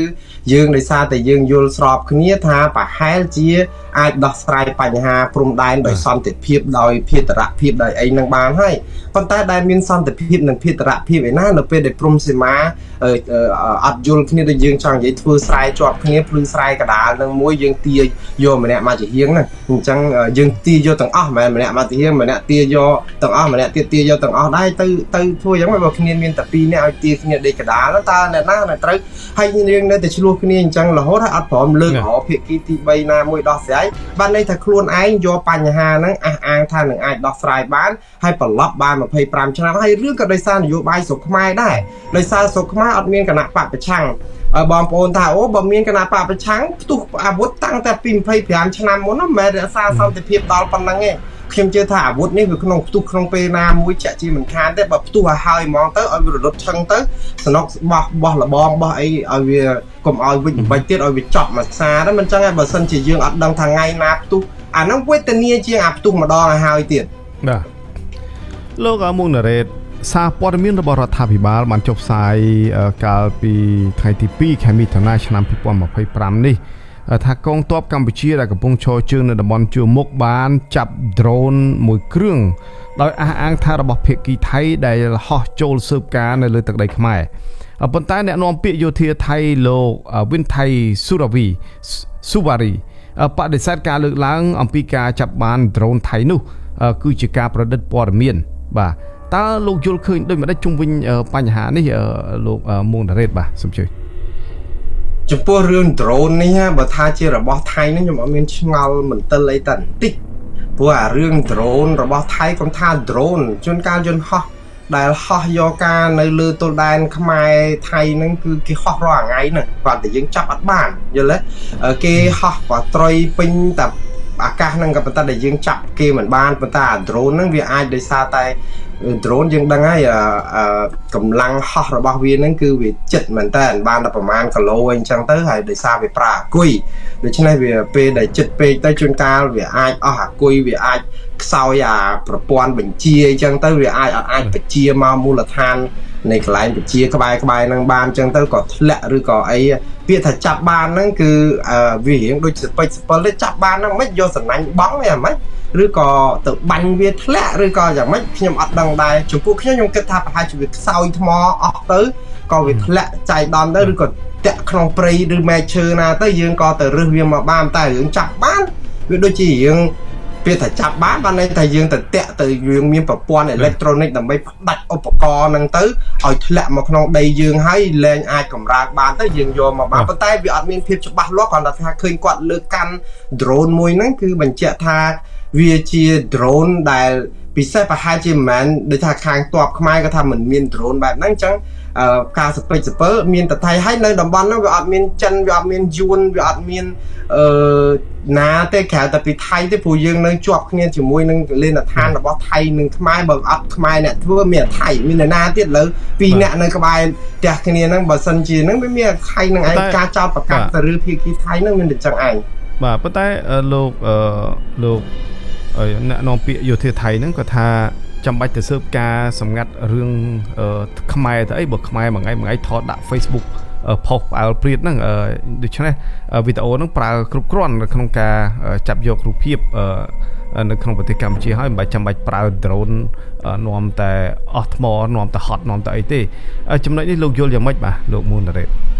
តាមពិតលោកវិនថៃនិយាយនឹងមិនខុសទេក៏ប៉ុន្តែជាភាសារបៀបឌឺហើយចំអកដាក់ខ្មែរដែរណាហើយយើងក៏គួររៀនសូត្រពីភាសាគេដែរព្រោះយើងមើលអ្នកនាំពាក្យក្រសួងខេមរៈពួកណែស្អីភូមិន្ទរបស់ថៃគេយោធាថៃគេនិយាយមកចំអកដាក់យើងធ្វើដូចយើងអត់ដឹងរឿងសឹកសង្គ្រាមអីបន្តិចសោះហ្មងណាដូចថាយើងហ្នឹងគឺហាក់កផែលធ្វើឲ្យគេមើងងាយហ្នឹងឃើញទេចាប់បាន drone គេថាមិនមែន drone គេទៀតហើយគេថាមិនមែន drone គេលក្ខខណ្ឌឬក៏ការដោះសារជាលេសរបស់គេងាយបំផុត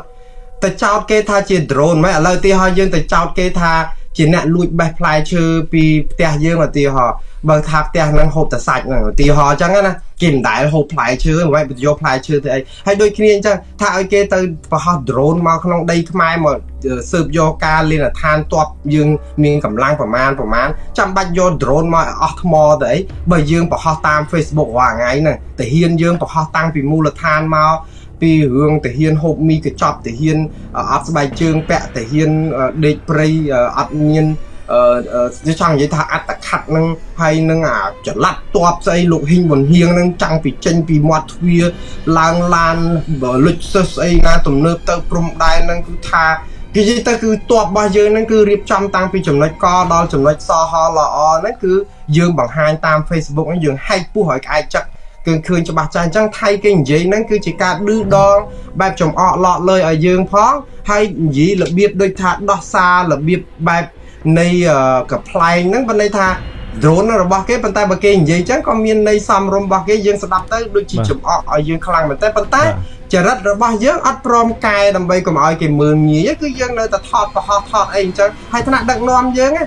ប្រហោះដាច់ខ្យល់ងាប់ទៀតគឺបានតែស្នើសុំកុំឲ្យធ្វើអញ្ចឹងបាក់ទឹកចិត្តតបឬក៏គេដឹងមូលដ្ឋានប៉ុន្តែបើទុកទាន់ឬក៏វិន័យស្អីអត់ទាំងអស់តែបើមិនជឿសាកយើងទាំងអស់គ្នានាំគ្នាអ្នកនៅមូលដ្ឋាននឹងនិយាយពីរឿងព្រំដែននិយាយពីរឿងសិទ្ធិមនុស្សប្រជាធិបតេយ្យរឿងបឹងតមោករឿងអីចាប់ដាក់គុកអស់លីងបាទ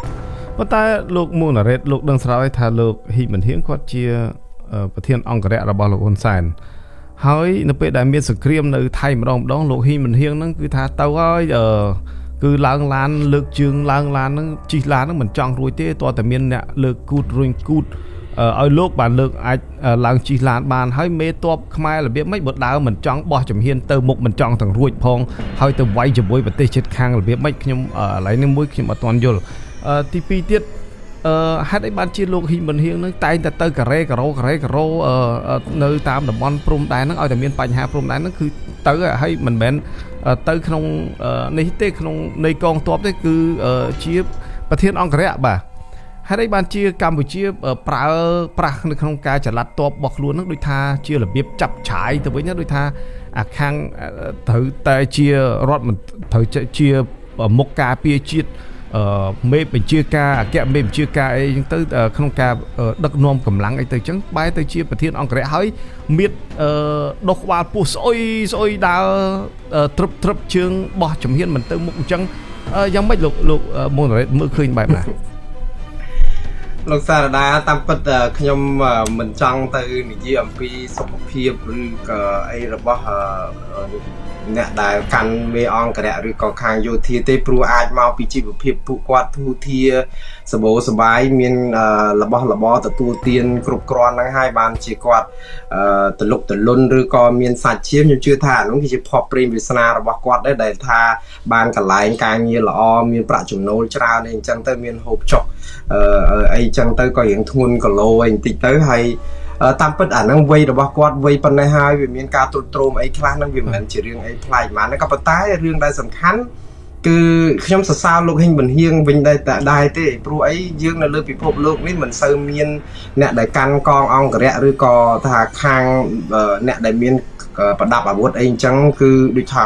ខែងរ៉ែងខ្លាំងមែនតើ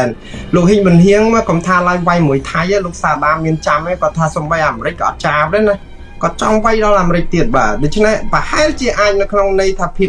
ក្លាហានរបស់លោកបែបនេះកម្ពុជាមិនអាចខ្វះលោកហ៊ីងប៊ុនហៀងបានទេព្រោះរឿងព្រំដែននឹងខ្លាចអីយល់ថាប្រជាពលរដ្ឋអាចមានភាពកក់ក្ដៅដែរព្រោះធ្លាប់អាចវាយមួយអាមេរិកបានចឹងយកទៅវាយមួយថៃ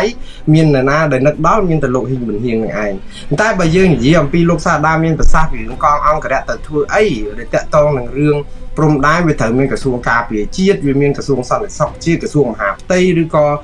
អ្នកមន្ត្រីពាក់ព័ន្ធហើយរឿងគាត់ហ្នឹងគឺរវល់ច្បល់រឿងកងអង្គរៈសំបីតែនាយករដ្ឋមន្ត្រីខ្មែរនៅប្រទេសជប៉ុនព្រោះកាលហ្នឹងលោកហ៊ុនម៉ាណែតហ្នឹងគឺកំពុងតែដឹកនាំគណៈប្រតិភូនៅជប៉ុនហ្នឹងប៉ុន្តែខាងកងអង្គរៈនេះរវល់រឿងព្រំដែននេះវិញតើការពាររដ្ឋនាយករដ្ឋមន្ត្រីនៅណាបើរដ្ឋនាយករដ្ឋមន្ត្រីនៅជប៉ុនអត់សោះហ្នឹងប៉ុន្តែយើងសួរថាហេតុអីបានកិច្ចការច្រឡំបល់អញ្ចឹងវាមិនមែនជារឿងអីប្លែកទេណាលោកសារដាចុះឥឡូវលោកមើលអ្នកណាកាន់នាយករដ្ឋមន្ត្រីខ្មែរសពថ្ងៃលោកហ៊ុនម៉ាណែតកាន់ជានាយករដ្ឋមន្ត្រីប៉ុន្តែលោកហ៊ុនសែនគាត់កាន់ការងារនឹងទាំងអស់ហ្នឹងដូច្នេះភាពច្រឡំបល់នេះវាមិនមែនបានន័យថាលោកហ៊ុនប៊ុនហៀងមិនដឹងទេប៉ុន្តែមេកាយរបស់លោកធ្វើឲ្យភាពច្រឡំបល់ហ្នឹងវាកើតអញ្ចឹងជាប្រចាំអញ្ចឹងវាអត់មានអីទៅជារឿងប្លែកទៅជាប្លែកផ្នែកសម្រាប់ពួកគាត់ផងណាហើយយើងមើលទៅដែលយើងចិត្តតែទាស់ជាថាក្រុមអ្នកទើសនឹងចិត្តតែទើសគេមានទើសអីគេធ្វើតែអញ្ចឹងតាគេចង់កាន់តឡាការគេចង់កាន់ទ័ពគេចង់កាន់ខាងរដ្ឋាភិបាលទៅព្រោះអីបាយ3ពំនូតហ្នឹងគេពូតចូលគ្នាអញ្ចឹងទាំងអស់អញ្ចឹងដូចអត់ហើយបើនិយាយទៅគេថានេះគេចង់ប្រាប់អំពីសន្តិភាពសាមគ្គីមូលមាត់គ្នាជាធ្លុងមួយរបស់ខ្មែរតែឃើញអ្នកណាធ្វើអីក៏បានឲ្យតែបានប្រយោជន៍របស់ជាតិគេចង់និយាយចេះអញ្ចឹងក្នុងន័យហ្នឹងអញ្ចឹងប៉ុន្តែបើនិយាយពីផ្លូវការទូតផ្លូវច្បាប់ផ្លូវក្រមធ្វើសមយុទ្ធយោធាតបអីយើងវាខុសគោលការណ៍បន្តិចដែរដែលយើងខុសសមត្ថកិច្ចណាប៉ុន្តែអ្នកណាខ្វល់នៅស្រុកខ្មែរយើងទៅនិយាយថាអញ្ចឹងហ្នឹងគេថាយើងនឹងបានទៅថាទៀតឡើយលោកសាដាបាទលោកមូនរ៉េតមានមតិខ្លះគេលើកឡើងថាតបខ្មែរហ្នឹងនៅតាមព្រំដែនហ្នឹងតបន់ឲ្យតែធ្វើសង្គ្រាមមួយថៃទេមិនមែនតែនទៅព្រោះពេលដែលធ្វើសង្គ្រាមមួយថៃហ្នឹងគ្នាបានមហូបញ៉ាំដែរគ្នាបានមហូបឆ្ងាញ់មកពីភ្នំពេញអីចឹងទៅបានគេយកចិត្តទុកដាក់បានគេលើកដំកើងអីខ្លះចឹងទៅតែបើអត់មានសង្គ្រាមទេគ្នាក៏ស្ពៃចឹងទៅគេក្រៀមក្រំដោយអំបិលហាលថ្ងៃអញ្ចឹងបាទដូច្នេះគ្មានអ្នកណាយកចិត្តទុកដាក់គ្នាទេមួយថ្ងៃគេយកចិត្តទុកដាក់តែអ្នកអុកញ៉ាឬក៏អ្នកមានធំអ្នកវិនិយោគពួកម៉ាហ្វ្យាចិនពួកម៉ាហ្វ្យាខ្មែរអីទេប៉ុន្តែចំពោះកងទ័ពគ្នាដែលក្រៀមក្រំរស់ព្រឹកខ្វះល្ងាចខ្វះព្រឹកនៅតាមព្រំដែនហ្នឹងគ្មានអ្នកណាដែលយកចិត្តទុកដាក់ទេបើសិនជាមិនមានសង្គ្រាមជាមួយនឹងថៃចំណុចនេះលោកសង្កេតឃើញបែបណាបាទលោកមួនរ៉េតលោកសារដាតាមពិតអានេះគឺជារឿងមួយដែលអាភ័ព្វដែរដែលយើងគួរឲ្យអានិច្ចាដែរឲ្យតែពេលរឿងឃើញមានសង្គ្រាមមានអីជាមួយប្រទេសជិតខាងស្ថានភាពតបយើងអត់ប្រែប្រួលសោះ គឺនៅតែវេទនានៅតែលំបាកទោះបីជាយើងមានថវិកាជាតិជួយផ្នែកខាងយោធានឹងមួយឆ្នាំ7-800 លានដុល្លារអីក៏ដោយអញ្ចឹងណាអាហ្នឹងឯងដែលធ្វើឲ្យប្រជាពលរដ្ឋចិត្តតែមន្ទិលថាអាចមានលុយនឹងបានតែលើតែថ្នាក់លើវាថ្នាក់ក្រោមវាអត់ដល់ទេអញ្ចឹងទៅវារែងអស់ទៅវានៅសល់តែមួយតំណក់ពីរតំណក់អីអញ្ចឹងទៅហើយដល់ពេលមានការអីអញ្ចឹងទៅផ្ទុះនៅព្រំដែនប្រជាពលរដ្ឋចាប់ផ្ដើមមានសមានចិត្តជាមួយទ័ពទៅក៏ផ្ដល់ស្បៀងផ្ដល់អាហារក៏ប៉ុន្តែថ្នាក់ដឹកនាំរបស់យើងវិញមិនដូចជាភ្ញាក់ផ្អើលដោយលោកសារដាអីបន្តិចសោះលោកហ៊ុនម៉ាណែតអីលោកមានប្រសាសន៍ប្រហែលថ្ងៃមុនគាត់ថាឃើញតែហ៊ានអត្តខាត់ឃើញតែហ៊ានអត់មានអីហូបក្រៀមក្រោះអាហ្នឹងជាកលល្បិចយោធាគេតាគេហូបក្រៀមក្រោះខ្ញុំអត់ដឹងថាហេតុអីបានតែហ៊ានចាប់ផ្ដើមធ្វើទុក្ករកិរិយាទៅអីណាដើម្បីតស៊ូសង្គ្រាមឬមួយក៏សម្រក់គីឡូដើម្បីកុំឲ្យរត់ចាញ់ទៅហ៊ានថៃឬក៏យ៉ាងម៉េចបើយើងហូបនាំគ្នាហូបច្រើនពេកខែវុនមួយយើងហូបក្រៀមក្រោះអញ្ចឹងជាកលល្បិចកលយុទ្ធដើម្បីឈ្នះសង្គ្រាមមកវិញខ្ញុំអត់ដឹងដែរព្រោះគេថាធ្វើស្រែនឹងសឹកធ្វើស្រែនឹងទឹកធ្វើសឹកនឹងបាយអញ្ចឹងតើមានបាយហូបគ្រប់គ្រាន់បានតែហ៊ាននឹងមានកម្លាំងចិត្តប៉ុន្តែថ្នាក់ដឹកនាំយើងបកកែខ្ញុំសូមសរសើរបកកែរឿងដោះសារហើយការពីអត់ព្រមនិយាយការពិតទេដោយពេលគេនិយាយពីរឿងទាហានអត់មានអាវក្រោះគាត់ថាដឹងពាក់ទៅអីមួកដែកមួកអីហ្នឹងស្មើរួយខ្លួនហើយបើថាកភ្លើងអត់ទំនើបគាត់ថាជាពីមកៃស៊ូក៏បាញ់ត្រូវភ្នែកគាត់ភ្នែកដែរ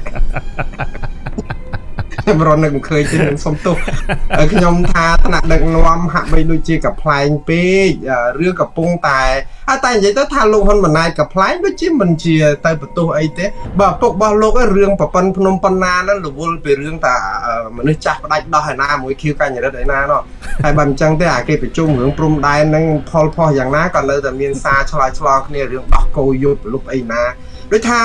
និយាយទៅគឺចរិតមនុស្សប្រុសខលប៉ុន្តែវាអត់មានអីប្លែកដែរព្រោះអីលោកនិយាយហ្នឹងក៏តែពាក់ព័ន្ធទៅនឹងការ comment របស់លោកហ៊ុនសែនជាមួយលោកខៀវកញ្ញរិទ្ធនេះលោកយល់យ៉ាងម៉េចបាទនៅក្នុងគាត់ជាប្រធានព្រឹទ្ធសភាហើយគាត់និយាយ comment ដោយដូចថាហាក់ដូចជាមានអង្គការស្ត្រីខ្លះគាត់រិះគន់ដែរថាការ comment របស់លោកហ៊ុនសែនប្រធានព្រឹទ្ធសភាទាំងមូលទៅ comment លេងសើចជាមួយលោកខៀវកញ្ញរិទ្ធរឿងស្រីញីអីខាងក្រៅអញ្ចឹងថាតើវាប៉ះពាល់ទាំងប៉ះទាំងកិច្ចរបៀបម៉េចដល់បញ្ហាស្ត្រីហើយមុខមាត់គាត់ជានាយករដ្ឋមន្ត្រីអតីតនាយករដ្ឋមន្ត្រីជាប្រធានព្រឹទ្ធសភាកន្លែងដែលបង្កើតច្បាប់តែម្ដងលោកមុនរ៉េតបាទខ្ញុំទៅអត់មានឆ្ងល់អីផងលោកហ៊ុនសែននិងរដ្ឋាភិបាលគាត់ដែលគាត់ដឹកនាំមកម្លាយគណៈបកសង្គ្រោះជាតិដែលមានអ្នកគ្រប់គ្រងជិត3លានអ្នកតំណាងរាស្ត្រ55អ្នករហូតដល់គេកាត់ EVA អស់ 20% ធ្វើឲ្យប្រទេសខាតបង់យ៉ាងសន្ធឹកហើយសិទ្ធិមនុស្សប្រជាធិបតេយ្យធ្លាក់ដល់បាតដាលគេដាក់ទណ្ឌកម្មកម្ពុជាប៉ះពាល់ដល់ប្រជាពលរដ្ឋពេញនគរ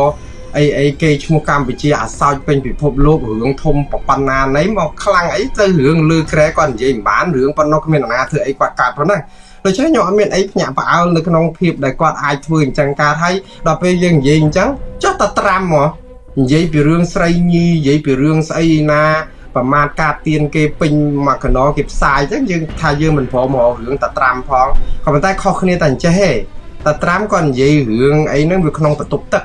ហើយមានអ្នកលួចស្ដាប់ប៉ុន្តែបើលោកខៀវកញ្ញរិទ្ធហើយនឹងលោកនាយករដ្ឋមន្ត្រីហ៊ុនសែនហ្នឹងគឺគាត់និយាយខ្សឹបដាក់មេក្រូហ្មងបាទចង់និយាយថាឲ្យយើងលឺចឹងទៅហើយចុះគ្រាន់តែថាចង់បង្ហាញពីភាពអស្ចារ្យរបស់ពួកគាត់តែគាត់ថាធ្វើអីក៏បានណាជាស្ដេចផែនដីអញ្ចឹងណាដូច្នេះអាហ្នឹងវាអត់មានអីភ្ញាក់ផ្អើលទេអំណាចប្រមូលផ្ដុំវាផ្ដុំខ្លាំងពេកទៅវាអត់មានអ្នកណាទៅកែទេយើងជិះសេះលែងដៃមិនមែនតែលែងដៃឥឡូវឡើងលើខ្នងសេះហើយឈរលើនឹងទៀតរាំឲ្យមើលទៀតដូច្នេះវាទៅអញ្ចឹងហើយស្រុកខ្មែរយើងក្រែងចង់បានអញ្ចឹងហើយឥឡូវយើងបានអញ្ចឹងហើយយើងទៅនាំវាលូលទាំសរសៃយើងអ្នកនៅស្រុកក្រៅទេដែលខ្វល់ខ្វាយរឿងលូលទាំរឿងអញ្ចឹងអ្នកស្រុកខ្មែរមានណាគេនិយាយអីមិនផងហ្នឹងបាទលោកមុនរ៉េតនៅក្នុងនៅថ្ងៃនេះដែរគឺថាអនុប្រធានអនុរដ្ឋមន្ត្រីការពារជាតិវៀតណាមលោកងៀងតិនគឿងបាទងៀងតិនគឿងគាត់បានជួបជាមួយលោកវងពិសេនបាទហើយនៅក្នុងរូបថតដែលថតជាមួយលោកវងពិសេនហ្នឹងគឺឲ្យលោកងៀនទិញគ្រឿងហ្នឹងគាត់ទៅជាអង្គុយតុក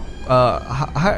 លោកវងពិសេនហ្នឹងឈរទៅវិញហើយយករូបថតហ្នឹងមកបង្ហោះនៅតាម Facebook ដោយមោទនភាព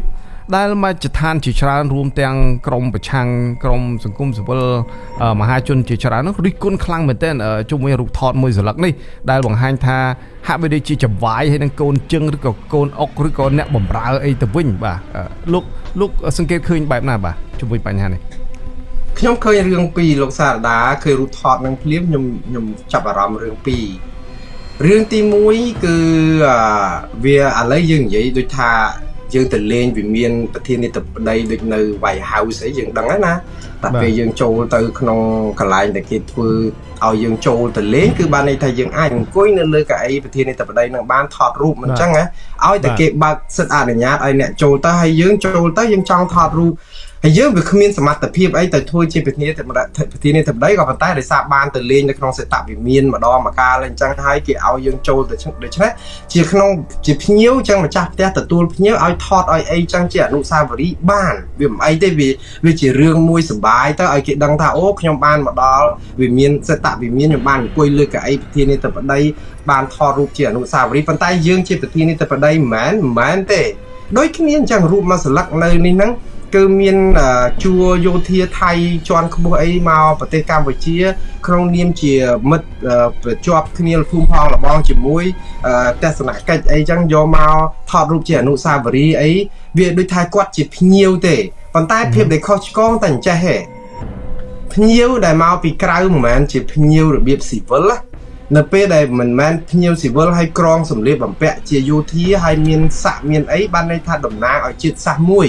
នៅពេលដែលតំណាងឲ្យជាតិសាសន៍មួយលោកមកក្នុងទស្សនកិច្ចផ្លូវទូតណានៅពេលផ្លូវទូតឬក៏ផ្លូវការបានន័យថាលោកតំណាងឲ្យប្រទេសរៀងខ្លួនដូច្នេះប្រទេសរៀងខ្លួនគឺរក្សាអធិបតេយ្យរៀងខ្លួនតែប៉ុណ្្នឹងឯងដូច្នេះនៅពេលដែលមានរូបថតដែលឲ្យខាងយោធាវៀតណាមមកអង្គុយលើកៅអីខាងកងកម្លាំងប្រដាប់អាវុធរបស់ខ្មែរអញ្ចឹងទៅវាគ្រាន់តែថាភាពមិនសមគួរហ្នឹងគឺវាហាក់បីដូចជាអ្នកមួយចំនួនមើលទៅដូចជាការបំពានអធិបតេយ្យគេមកអង្គុយក្នុងដីយើងមិនចង់បានគេអាចគ្រប់គ្រងយើងបានអីអញ្ចឹងណាវាបាត់អធិបតេយ្យរបស់យើងទៅវាអាក្រក់មើលអីអញ្ចឹងយើងនឹងលុះក្រោមអំណាចរបស់គេហើយឬបានជាអីអញ្ចឹងអានេះវាចំពោះទស្សនៈទានប្រជាពលរដ្ឋអំពីភាពខុសឆ្គងនៃពិធីសារទេប៉ុន្តែខ្ញុំចង់និយាយថាប្រហែលជាភាគីកម្ពុជានឹងចាត់ទុកថាការមកនឹងគ្រាន់តែជាដំណើរទស្សនកិច្ចធម្មតាគាត់ថតរូបវាអត់មានអីខុសប៉ុន្តែមានរូបភាពមួយទៀតដែរជាការឌឺហើយនឹងជាការប្រមាថប្រជាពលរដ្ឋទាំង17លាននាក់នៅក្នុងន័យថាណែឯងកុំខ្លាំងតាក់ទងនឹងរឿងខ្មែរនិងវៀតណាមណែឯងនិយាយថាយើងជាមួយមិត្តភ័ក្តិវៀតណាមអីយ៉ាងម៉េចយើងនៅតែស្និទ្ធគ្នាមិត្ត10000ឆ្នាំដដែលទេវាអត់មានបញ្ហាអីទេហើយណែឯងចង់រករឿងអីយើងនៅតែមានមិត្តវៀតណាមដែលអាចពឹងពាក់បានហើយបើណែឯងថាខ្ញុំនឹងស្អិតល្មួតជាមួយចិនខ្ញុំបង្ហាញប្រាប់ឯថាខ្ញុំអត់មានចាប់អោបជើងចិនទេវៀតណាមក៏ខ្ញុំឲ្យមកអង្គុយដល់កៅអីនៅក្នុងក្រសួងការពារជាតិឬក៏កន្លែងយោធាខ្មែរដូច្នេះបានន័យថាខ្មែរអោបប្រសោបចិនជប៉ុនអីទាំងអស់ឲ្យតែអ្នកណាចង់ធ្វើការជាមួយនឹងកម្ពុជាចុះក្នុងន័យអញ្ចឹងដែរក្នុងន័យថានៅតែស្អិតល្មួតនៅជាមួយវៀតណាមកំប៉ះវៀតណាមឲ្យសោះហើយធ្វើឲ្យភាពកក់ក្ដៅរបស់ជនជាតិវៀតណាមនៅស្រុកខ្មែរនឹងកុំឲ្យគ្នាលងាផងព្រោះតែមានរឿងអីទល់ដែនថៃជនជាតិវៀតណាមគ្នាលងាដែរព្រោះអត់មាននរណាជួយការពារខ្លាចស្អីគេដូចសម័យលន់នល់បាញ់បដែតទឹកអីចឹងគ្នាភ័យបាក់ស្បាតដែរណាដល់ពេលមានកងទ័ពវៀតណាមអីចូលមកអង្គុយដល់កៅអីកងទ័ពខ្មែរអញ្ចឹងទៅសហគមន៍វៀតណាមខ្លួនឯងហ្នឹងក៏មានភាពកក់ក្ដៅលែងសូវភ័យអីចឹងដែរដូច្នេះរូបភាពវាមានច្រើនណាស់លោកសាដាគាត់ថាជាទូទៅរូបភាពបែបនេះមិនគួរមានទេអង្គុយកៅអីគួយអីចឹងគួរថាកាត់បន្ថយបើមានរបៀបជាឯកជនចឹងទៅមិនបាច់យកមកផុសផ្សាយអីទេគេដឹងថាអស់លោករំច្រៀងភាសាវៀតណាមអីពិធីជប់លៀងអីផ្លាស់ប្ដូរអីធ្វើទៅប៉ុន្តែបើយើងផ្សព្វផ្សាយជាសាធារណៈលើកឡើងតែក្រសួងការពារជាតិហ្នឹងចេញសេចក្តីថ្លែងការណ៍ឲ្យយករូបហ្នឹងមកផ្សាយហ្មងទៅដើម្បីឲ្យជាផ្លូវការប៉ុន្តែបើមិនមែនជាផ្លូវការបានន័យថាវាមានបញ្ហាប៉ះពាល់ដល់សតិអារម្មណ៍គ្រប់បែបយ៉ាងហើយវាក៏ខុសពិធីសារនៃកងទ័ពដែរបើសិនជាយើងផ្សព្វផ្សាយអាហ្នឹងដោយមិនមានសេចក្តីថ្លែងការណ៍មួយណាបញ្ជាក់អីអញ្ចឹងថាតើរូបថតហ្នឹងគេថតដើម្បីអីចង់មានន័យថាម៉េចអីអញ្ចឹងណាអាហ្នឹងវានិយាយទៅយើងខ្វះអាព័ត៌មានហ្នឹងសពបែបយ៉ាងតែអញ្ចឹងទៅប្រជាពលរដ្ឋហ្នឹងដូចលោកសាដានិងខ្ញុំនាំគ្នាអង្គុយតែវិភាគអញ្ចឹងទៅហើយយើងនឹងចាស់ទៅធ្វើឲ្យមានមន្ទិលអត់ចប់អញ្ចឹងហើយយើងនាំគ្នាខ្វល់អញ្ចឹងទៀតទៅបាទសូមអរគុណច្រើនលោកមូណារ៉េតជាចុងក្រោយមានអ្វីចង់បន្ថែមដោយសារពេលវេលារបស់យើងដល់ទីបញ្ចប់ទៅហើយបាទសូមជួយ ខ្ញុំអរគុណលោកសារដាតាមពិតយើងបានជជែកស៊ីជម្រៅច្រើនហើយខ្ញុំគ្មានអីថែមថយច្រើនទៀតទេគ្រាន់តែថាយើងនៅតាមដានស្ថានភាពព្រំដែនខ្មែរជាមួយនឹងថៃតទៅទៀតប្រជាពលរដ្ឋខ្មែរទាំង17លានអ្នកទាំងនៅស្រុកខ្មែរទាំងនៅស្រុកថៃទាំងនៅកូរ៉េជប៉ុននិងសហរដ្ឋអាមេរិកនិងប្រទេសទាំងអស់នៅលើពិភពលោកហ្នឹងគឺជាផ្នែកជាច្រមុះខ្ញុំជឿថានៅប្រទេសកម្ពុជាប្រជាពលរដ្ឋខ្មែរមួយចំនួនធំបាត់ព្រលឹងហើយគេដកព្រលឹងអស់ហើយដូច្នេះយើងរស់នៅក្នុងស្ថានភាពមិនខុសពីប្រទេសឡាវហ្មងទេដែលបាត់ព្រលឹងប៉ុន្តែយើងព្រលឹងទាំងអស់ហ្នឹងអាចនៅមានបងប្អូននៅខាងក្រៅហ្នឹងចិត្តតែជួយគ្នាជួយមើលការខុសត្រូវគ្នាផងហើយសូមឲ្យប្រជាពលរដ្ឋខ្មែរបងប្អូនគ្រប់ត្រស្រោះគ្នារឿងព្រំដែនរឿងអីហ្នឹងគឺមើលបងប្អូនសហការគ្នាបានយ៉ាងដូចថាស្អិតល្មួតទាំងអ្នកលក់លេទាំងអ្នកតែថារត់ទទួលទានរបរអីក៏ដោយគឺថាឱកាសមាសតែម្ដងតែមានរឿងហ្នឹងគឺជួយទៅហ៊ានជួយតបអីខ្ញុំមើលទៅខ្ញុំរំភើបតែយើងមានចិត្តជួយគ្នាប៉ុន្តែដល់ពេលគេបំផ្លាញប្រជាធិបតេយ្យគេរំលាយគណៈបកសង្គ្រោះជាតិគេធ្វើឲ្យអន្តរជាតិដាក់ទណ្ឌកម្មអត់មាននរណាថ្កោលទោសរដ្ឋាភិបាលសូម្បីតែមួយម៉ាត់អញ្ចឹងអាការដែលធ្វើបែបនេះគឺអាការធ្វើបុណ្យរបស់យើងនេះវាហាក់បីដូចជាជ្រើសរើសវត្តធ្វើយើងអត់ជ្រើសរើសថាអូបុណ្យឲ្យតែចិត្តត្រាស់ថ្លាវត្តណាក៏បានបុណ្យណាតែយើងអត់ទេយើងទៅតែវត្តគណៈបកប្រជាជនអញ្ចឹងណាដល់ពេលវត្តដែលអត្តខាត់គ្នាខ្វះខាតរឿងណាខ្វះអត់លបងអាគារពហិវត្តអីខ្យល់បោកមកលំដួលប្រាវអីយើងអត់ខ្វល់យើងទៅធ្វើបុណ្យតែនៅតែលបងវត្តរបស់គណៈបកកណ្ដាលអំណាចអញ្ចឹងដូច្នេះសទ្ធារបស់យើងនឹងគឺជាសទ្ធាមិនជ្រះថ្លាដែរប្រហែលទេអញ្ចឹងបើសិនជាយើងជួយដល់ជ្រះថ្លាជួយអញ្ចឹងដែរទៅបើគេមានទុកកង្វល់ពីរឿងឥឡូវសហគមន៍អន្តរជាតិគេពង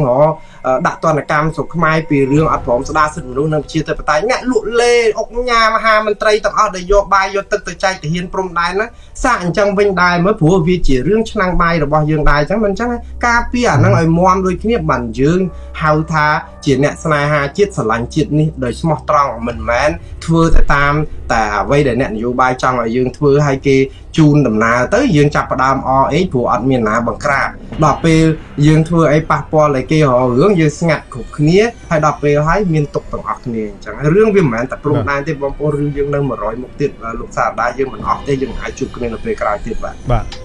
ទសូមអរគុណច្រើនលោកមូលនរ៉េតហើយក៏សូមអរគុណលោកនាងដែលកំពុងតែតាមដានទស្សនានៅកម្មវិធីផ្សាយរបស់សារព័ត៌មាន The Cambodia Daily នៅក្នុងរាត្រីនេះហើយខ្ញុំទាំងពីរនាក់សូមអរគុណចំពោះការតាមដានរបស់លោកនាងក្នុងរយៈពេលប្រហែលជា1ម៉ោងមកនេះបាទហើយនៅពេលនេះនៅថ្ងៃស្អែកនិងថ្ងៃស្អែកមួយទៀតហ្នឹងយើងមិនមានកម្មវិធី Idea Talk ទេយើងគ្រាន់តែមានកម្មវិធីនៅក្នុងការថតនៅកម្មវិធីព័ត៌មានប្រចាំថ្ងៃព័ត៌មានអន្តរជាតិយើងជាធម្មតាហើយយើងនឹងវិលមកវិញនៅសប្តាហ៍ក្រោយបាទនៅពេលនេះខ្ញុំបាទតាំងសារ៉ាដានិងលោកមូលណារ៉េតបាទសូមអរគុណនិងសូមជម្រាបលាបាទរាត្រីសួស្តី